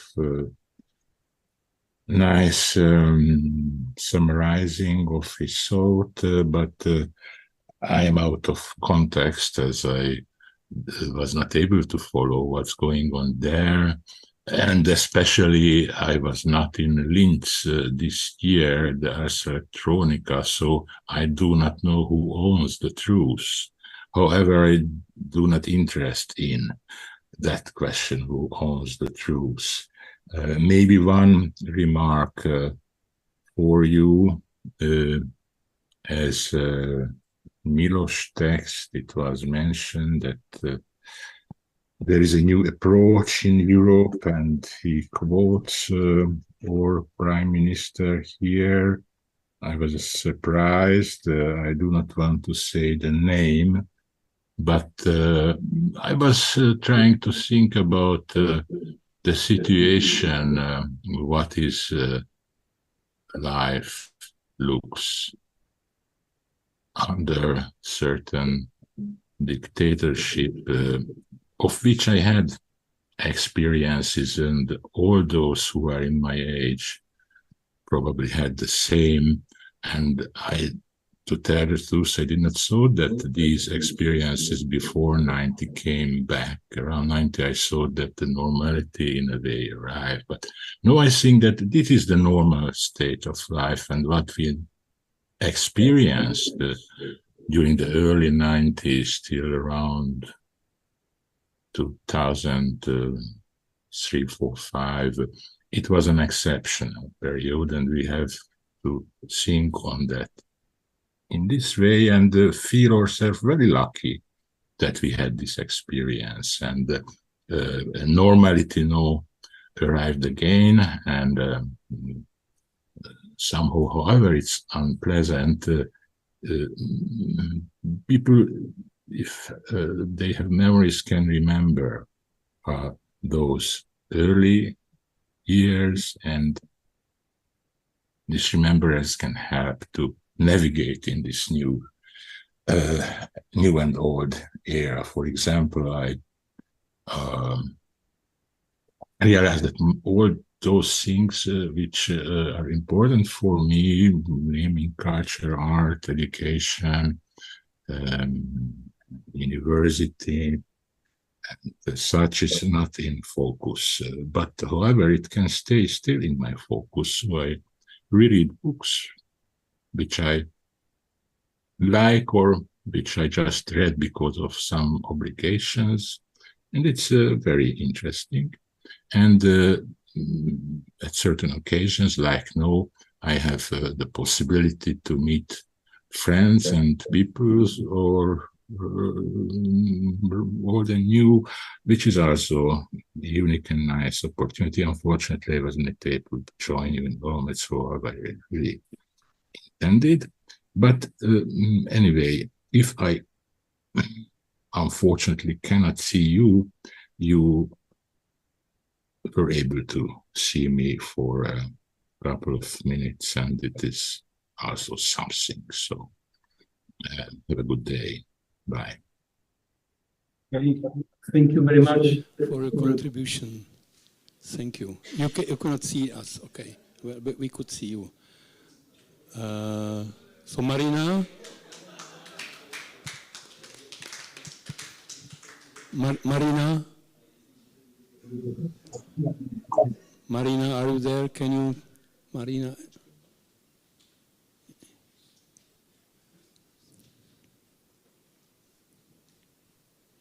Marina, can you join? Yeah, Marina, Anna? Yeah, are you hearing us? Yes. Yes. Okay, good. So first, it was wonderful to see Miklos Peternak and also others speaking. I was really together with Jovita sitting near me. We just use one screen. We are very happy of this invitation, and we are very sorry that we could not join in person because we are installing a show here in Graz. But we try to synthesize some of the things, and I think we try first to go to share screen, no? If we will succeed, that will be a little bit easier to... Hello. Select window. Yeah, we will... Presentation. Yes. Yes. And yes. Okay, let's try. Yeah. Are you seeing us? Yes. Yeah. Yes, So, we are. Yes. beginning. Yes. Okay. Is working? It's Is this working? Okay. Perfect. Okay. So we to come to this title, being in relation to what was the idea this 90s, and what is this 90s? It's a very short presentation of this Metelkova city in Ljubljana that was actually started in 1992, an occupied barracks complex that became a very important independent art and initiative structures. So to come to this point, as was the invitation by Milos and Jakub, and thank you very much for this invitation, we thought how to actually define this time. And many before, especially Anna, wonderful presentation, but also I could be a little bit polemic, open these questions.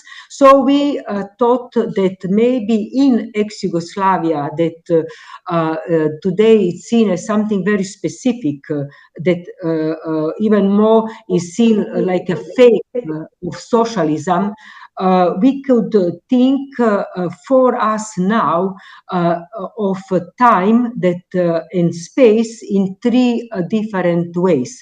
And actually to think about this through utopia, and where we connect actually with socialism, I think maybe is in difference with many, and especially biopolitics. Then the 90s, that we come shortly, immediately to that point.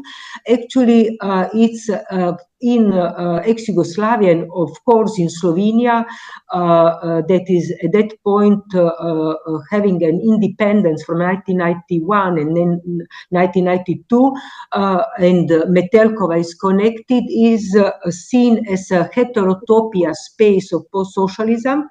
And then what I also implied in my comment, it's that today in Slovenia, if you want, is not necessary even to go anywhere further, but we can go to Poland, we can go to Czech Republic, we can go to Hungary. I completely agree with Miklos Peternak. You have actually this necropolitical dystopia. And how we come to this socialism, thank you very much also to Dusan, who showed this unbelievable work that was done, and also the archive that was built precisely to think about these periods in a very critical way. It is that we made a research of the 80s, because the 80s are leading us to the 90s, and there came this phenomena that if you think about images that were archived, and especially of the very specific movement that is a punk movement, that in difference to many former Eastern European countries was mostly parallel to what was going on in Britain, and Britain produced punk. Why? Because there was this fascist regime that also emphasized by Tina, but even more by Thatcher, and the punks were screaming and telling we want to stop this fascist regime and everything what is connected with this. And we went into the research of the punk movement. So it's because we are working for 1 year in a deep research of that period that shows a lot of utopia and a lot of understanding. So here it's from the 77, already one of the first images of what was going on. But So, that can I? Yes. The presentation. Okay. Okay, let's try. Okay, let's try No. again. Okay. Okay, we'll try to share again. We don't know why it's not working. But you saw the first image, yeah? We saw only the first image. Let's try it. Entire screen. Entire screen. We'll try like this. And we'll try like this and like this. Is now better? Is moving? We we doesn't see. Okay. Okay. See now? Do you see now the images? No. Black screen.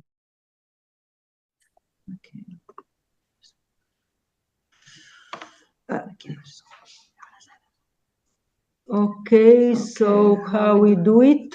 We talk and we go back, stop sharing. Are you seeing us? Yes. Okay.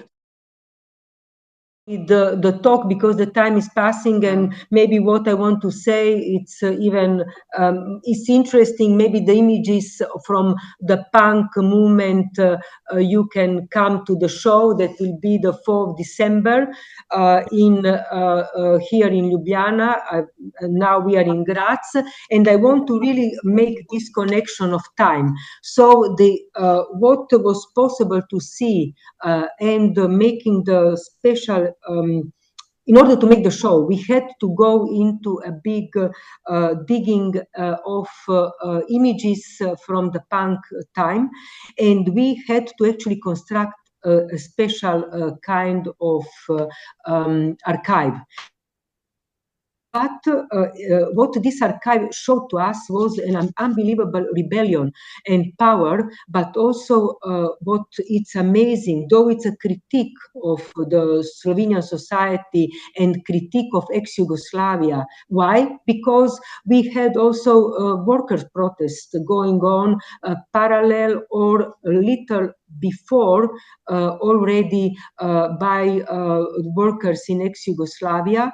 We also had a very pro-socialist movement. So that means believing in this utopia. But what happened afterwards was that practically that space from the 90s on, with this complex of the barracks that we have now in the center of Ljubljana, and it's called actually Metelkova, that is a place of a squatted center of the city.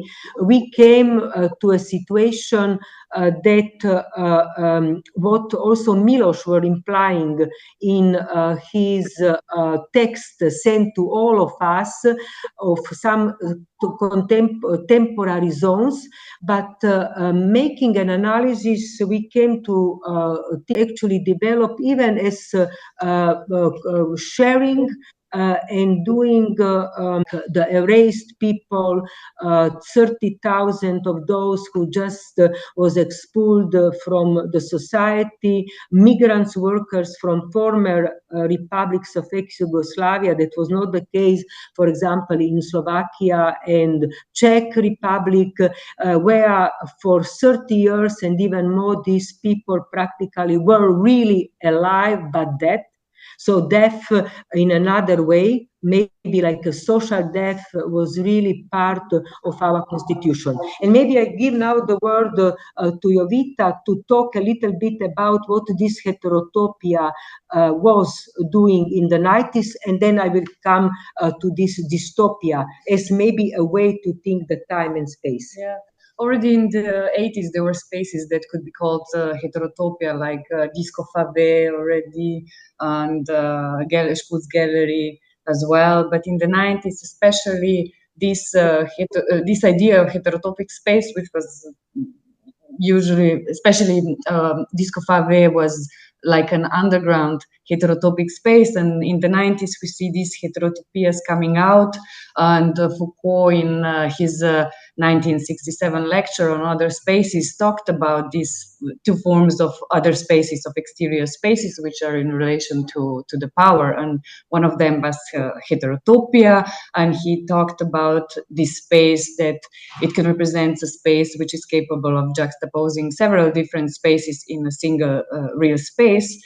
And it's a kind of a space that can make a reflection of a given order within which it is situated and so on. So this Metelkova has also a very special place as a kind of a touchstone in until the outbreak. There was practically military. This building itself has the status of military complex, and the army withdrew in 1991, and the place was actually squatted in 1993, precisely. And a lot of different initiatives were building a community within these spaces. There was a cultural program, performative program, music, and so on. But through all these decades, we actually saw constant attacks on these heterotopic spaces, which were possible in the 90s. And today, practically all these heterotopic spaces were kind of confiscated or erased or demolished, pogromed, and so on. So the situation of Ljubljana with such kind of spaces, it's kind of a non-existence. So. Yeah, but maybe I would like to say, just to come to a conclusion, that going back also to Dusan presentations, and maybe in a way to reevaluate the archive, that it's possible to exhibition and photography that has a specific weight of memory of that time, but it's not as ressentiment, not something what is possible to be done, because it was done. It was actually groups. It was in the field of social and political of socialism. It was possibilities, and also it was groups and many other, let's say, positions. For example, the LGBT queer eye movement came to the surface in 1984 already, and was parallel or to what was called at that point in 1984 already post-punk movement. So all this kind of station or decades came now to a point that actually contradict very much, I will say, the quotation by Orban that we were dreaming about some freedom or the West because of the freedom. I don't think so, especially in ex-Yugoslavia. Though, as I said, it's a lot of contradiction. Ex-Yugoslavia is seen as not really a socialist. We don't know what we talk. Come on, they say you are a tampon zone. But I don't think so. We had socialist structures and people were going to prison. But it was also different elements of this synthesization of some spaces, some discourses, but also kind of putting yourself in danger in order to take what was possible to think about a possible future. So punks on the streets in the underground did not, they were molested by the police, but still they actually had ideas, these utopias. Practically, if we were preaching something in socialism, they said, give us these possibilities, give us a society of equality, a society that we will be having public access that we actually had to schools, to health, and so on. These days we don't have. So coming now to the moment that we live, this is why I think the necropolitical dystopia is actually contradicting this idea that we are now on the forefront of these dreams. Not at all. I think actually that former Eastern Europe, all of us, because I'm living in Ljubljana, I'm teaching in Vienna, but I'm living all my life in Ljubljana. And I see Ljubljana and Slovenia and ex-Yugoslavia palpably these nationalistic discourses, and I see this in Hungary. I see this in Poland. Horrible, horrible things going on with the refugees, with the selections of bodies, center as it was before the comment. No, we are doing this because we are not actually reacting. So this inercy and zombie, I think it's okay to be used for us white and this necropolitics. So why it's important to talk as we are sharing all these different archives, different ideas, different preoccupation, because maybe from that it's possible to think and also through interpretation, not only just showing materials, but thinking what kind of times we had,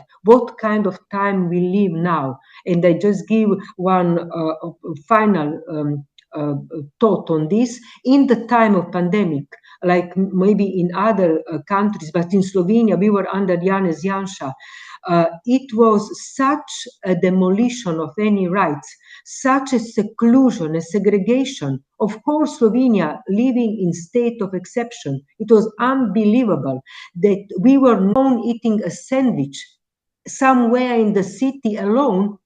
So came out a very interesting movement from specifically these heterotopia spaces, from that spaces in the 80s, and this was the movement in which positions were on the bicycles, because the city of Ljubljana is a city of bicycles. So thousands of us, we were actually protesting because they said you cannot walk, but you can go with your car. So we were using our bicycles and precisely trying to point the finger to this necropolitical dystopia. So biopolitical socialist utopia, post-socialist heterotopia leading to what we defined a turbo capitalist fascist regime that we have all over in ex-Yugoslavia now, and coming to this necropolitical dystopia. This will be our evaluation of these spaces and times, but without resentment. If you go in the archive of punks, you can actually understand, listening to the images, because are images. You don't listen to the music. You are listening to the images, as Tina Kamp is saying, and you can understand maybe another. Yeah.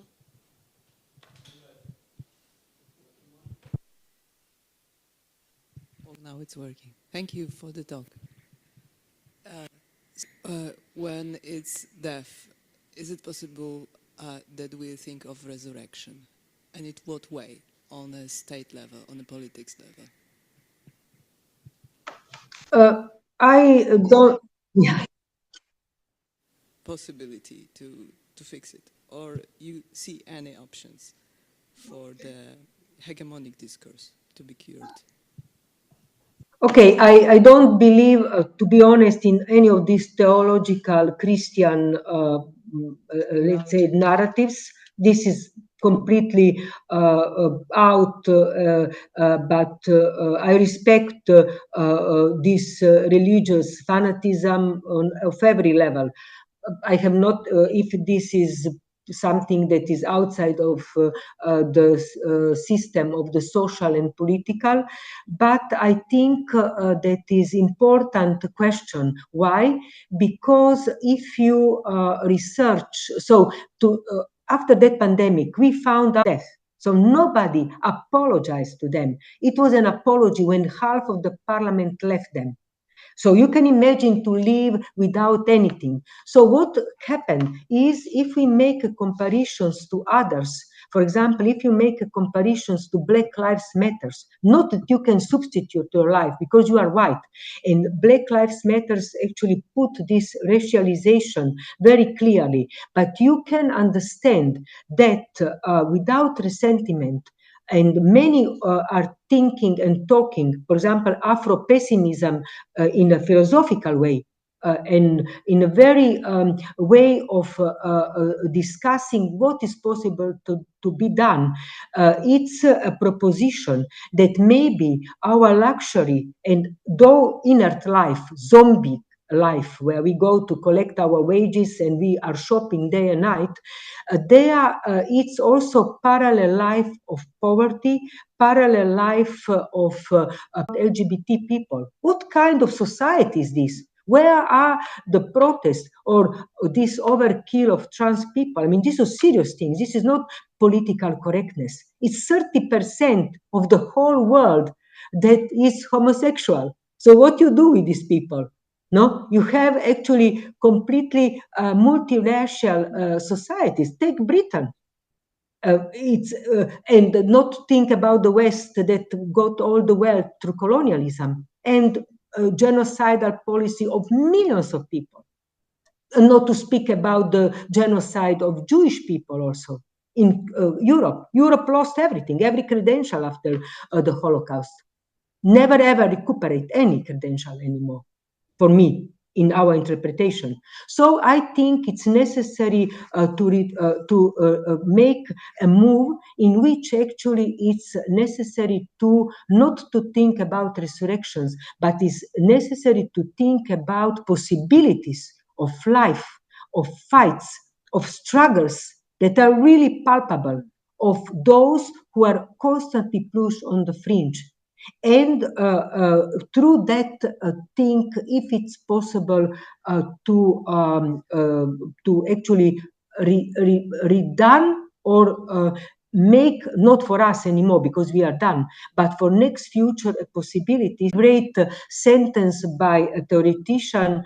Her name is Jill Cassip, and she commented recently when we invited her to come also to Ljubljana. She said in reference to the Black Thought, that is working with art, that is working with archives, that is working with labor, that is working with proprietary relations. These are the new aesthetics of Black artists. She said, okay, they actually don't want to see anybody else that is not white. People are completely living in horrible situation, but still, also if they are pushed and made to die, necropolitics is this, they come out as seeds. And these seeds are everywhere. So maybe we have to change the perspective. We have actually to think that certain ideas, certain practices, certain consciousness as much are more resistant that we can think. We cannot be just nice and say, oh, poor. No, maybe we are poor in our way of thinking. And there it's actually a struggle, not only for survival, but a struggle for utopia. So maybe after the dystopia is coming another utopia that is coming from the most difficult conditions of life. This will be my answer. Thank you, Jovita and Marina. Thank you very much for your contribution. I don't know if you are able to join us at 3 o'clock, but if not, let's keep in contact in the necropolitic time. And I have now a question, like a general question. If you are still fresh enough to continue with the next presentation, which will be by Michal Morin, or we will take some breaths. Yeah, okay.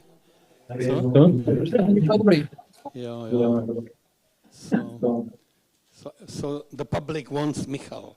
Yeah. I have some friends and fans here. Thank you.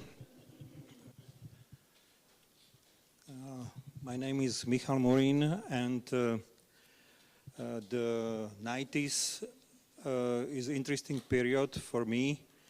And when Miloš asked me for photos from Hermit 5 years ago, I have to say that I was too lazy to have a look in my archive the photos, and now I am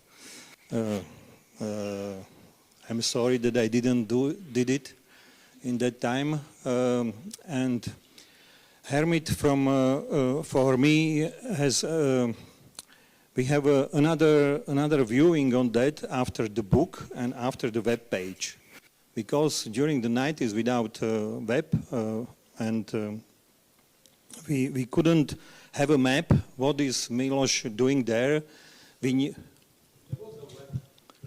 Yeah, that was a web, but not in 92, yeah, 93, 94, 95. So, okay. So we didn't have such imagination of what was going there, but what we had, that we each time when we met some artist, everybody was talking about Plasy, and we used the strategy in Bratislava, in Slovakia. We used the strategy that the train is going from Berlin to Budapest, but in Nové Zámky in Bratislava is stops the train. So everybody from Berlin, every artist who was traveling from Berlin, we said to him, we will not pay you traveling expenses, but jump off from the train and next day you can continue. So we used this strategy, and we started to organize the events. But what I have to say is that the climate of end of the 80s is for us the beginning of, let's say, the 90s, because many activities started after 88, 89, and what happens that 3 years after revolution, so it means in 92, many of that activities stopped. So I say that there were many activities which could be presented in Plasy, but they were finished before Plasy started ever. Yeah, and Dusan Barok mentioned the Society for Non-Conventional Music and Studio RT in Nové Zámky. In Nové Zámky, Studio RT was doing the experimental art festival, and it started in 88, and it was such important festival that after 20, 25 years of existence, it was the most long running festival of performance art in the world. Yeah, and the huge network of these artists. And they started in Transart Communication was the title, literature, this title. So then Transart Communication. And this festival brings many people. We met later on the list of Hermit. And I had a look who was in Plasy from Slovak side. There was, we can find the absence of unofficial scene from 80s there, so the big artists which after Velvet Revolution could do exhibition in state galleries, big solo exhibition in state galleries. And finally, we built the Julius Koller and Filko, Stano Filko. So in that, these people didn't attend the Plasy because they had another exhibition, bigger and important, with the catalogs and so on. So this we couldn't find. But what we can find is the Ensemble for Contemporary Art, for example, then sound artists, installation artists, which are the professor from Art Academy mostly, and then performance artists, which were there also. So this was the how say the stuff what we can find as a members there. For Slovak art is important that. In '93, we became the state Slovak Republic and then Czech Republic, so we divorced. And the strategy of artists was that Slovak artists would like to present it in Czech during the Czechoslovakia, but the connection between the art scene was not such strong. That was mostly personal. So some of the artists were exhibited in Moravia, and it was a very big success if Slovak artists had exhibition in a Czech. And when we divorced, there was a real border. So if I take in car something, I had the declaration with the paper on the and there was we used to say when we were transporting something from Slovakia that it is only stuff for theater piece, yes, and it was able to transport by car. Another way, if you say that it is a painting or it is some artwork, you have to declare it and pay a declaration and everything, so it was started to be complicated, that transfers between two states. And in 93, 92, we had election and started this Mečiar period, which is similar like Orban. And as you know, the Madeleine Albright said that Slovakia is a black hole of Europe. This slogan is still now in the media. So it was really that position. So if we say that the normalization was in 70s and 80s, that we have a Mečiar normalization, which is somehow hibernatization of Slovak art. Neither we have, if I speak with the art theoreticians who were employed like a director of museums, they said it was a golden era because we had money, because the system of giving money was still from the social period, but they had money and they were new directors and new theoreticians. So used to say that in '93 is collapse of independent art. We stopped the foundation of art. And for example, I am also running, which is based on a civic society, so it is non-official, like non-institutional. It calls the Profile for Contemporary Art. And I see it also like influenced the independence scene, because throughout our magazine, for example, in '92, I wrote the first article about Hermit, about existence of Hermit. So it was it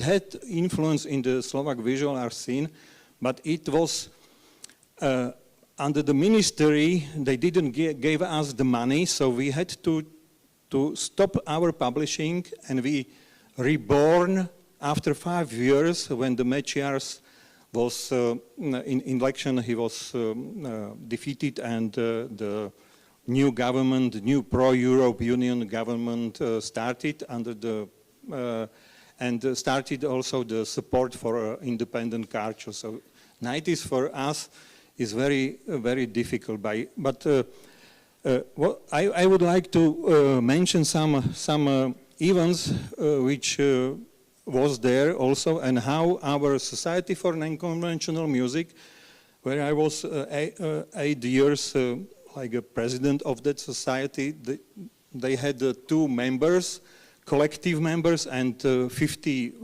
real individual members, also with the Julius Scholar and so on. But this collective member was Transmusic Company, and this ensemble of musicians, and around Milan Adamčiak, we realized during the 2 years maybe 60 concerts, very important on the very important exhibition. And then we have a collective Boulder Balvan Theater for experimental, very avant-garde theater, and it was from the 87 till 87 till 92, and it has also on the movement this platform, non-institutionalized and not supported by government. Then what was important was this festival of experimental art and later trans art communication. Then we had a very strong music festival, evenings for new music, and it was also, there was such a project that was about sound art or improvised music, which was also, these people was also shown in Hermit. Then we had a solo exhibition of John Cage in Slovak National Gallery, and his performance, which has a big influence for our art scenes. And 20 years after, we used to say that it is the biggest event what happened in Slovakia. It was 3 months before his death. Then we have small festivals, Music Solarium, for example, about improvised music, sound offers for sound installation and sound art orientated, and how to put it to the Europe with whom we mostly contacted was, I have to mention also the Schratenberg Symposium of Intermedia, then in Berlin Institute in Unsein Museum from Australia but living in Berlin. Then also Head Apple, who is with Paul Payenhuisen. We also did some exhibitions. So from these catalogs, and we like had an imagination what's going on the art scene. Then we really intensively work with Phil Niblock and his experimental intermedia and his window gallery in Ghent. And then in Budapest, it was Mamu Gallery, Magyar Műhelyi Art Magazine. And sure, if was Miklos Peternak here, the big influence from media art had a butterfly effect exhibition. And in Brno context, it is Ticho, Quiet Art Magazine, then Sklenina Louka, Střepy. And it is the dramaturgy of that also in the magazine, and this gallery and this art club was done with the collaboration of Society for Non-Conventional Music. So it was like a background of our informations and contacts and so on. And plus yes, when I was there first time in '92 with Phil Niblock, it was really shocked because in Slovakia no NGO, nobody was interested to occupy a building and run such space. We rent space for one festival, and then going there, we found some space pieces, and after doing the festival, we leave that space. But it was really very strong place to be here, and sure, what with our Anek said, quiet and installation and slowly movement. It was a fascination, but I did very funny performances with Peter Kalmus there, and Lisáček, which was there, and so on. So it was, in another days there was also the funny atmosphere, but and I had to also mention that I was there for a couple symposium and presentation of my book, which calls Avalanches, and this is a recapitulation after first 5 years of Society for Non-Conventional Music. I did a catalog, what we did last 5 years. So such books, so I have no archive because I did the book really very early. It was in '95, and it is hanged on the Monoscope, and you can find it. And there is, but in Slovak language there is all that our activities listed and mentioned. So it is a framework. What I could say, I wanted to say in that context, how I feel the 90s. And thanks to Miloš, I remember this period because we are running the next decade. There is another situation was after 2000, then after 2010. And in Slovakia, in Slovak National Gallery, they did exhibition after decades. So 60s, 70s, 80s was done. Then was the special zeros. But the 90s are not, we have no output because there is, I don't know, but there are different meanings. Such activities and such projects, like was a participation of the like say, independent scene or next unofficial scene after 80s, in the 90s, anti-Mečiar's activities and so on. We had exhibition which was specially presenting anti-Mečiar movement in the Slovak art scene and so on. So it is all what I wanted to say, and you can ask questions.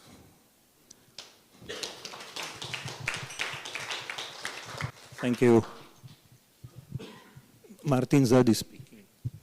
It's related to what Vitek said about the slow movement of people in Plasy.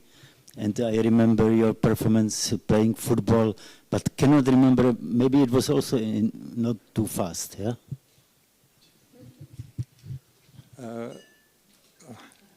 We had a special performances with the slowly movement with the Peter Kalmus. So, for example, was in Malamut in Ostrava. I jumped to this Tesco vehicle, and I was there lying, and he was slowly moving me on the square, and I had a transparent with the text that slowly movement of something, or quickly movement of snail, or something like that. I couldn't remember.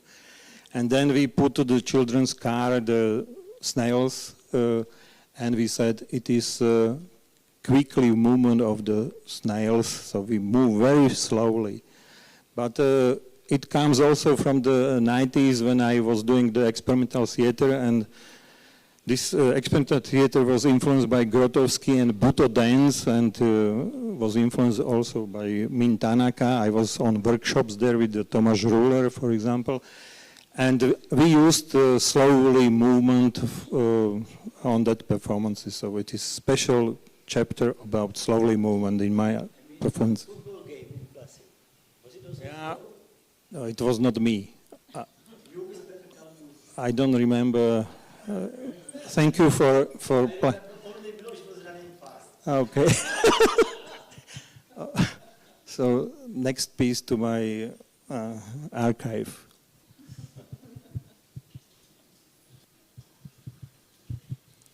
Thank you, Michal. I think we should continue after the lunch break now. At first we planned to take you to the exhibition now, but since we have some delay and the lunch is already expecting us, we should now move to the restaurant for our lunch break and then go to the exhibition later after the talk, and we'll start the second block of presentations, but hopefully it will be more about the discussion also at 3. So at 3 we'll move here. And one more important thing, my colleagues from the educational department asked me to use this space within our lunch break. So please, if you can, take all your luggage and all your things with you, or you can leave it at the cloakroom downstairs, but don't leave anything or at least much here. Thank you.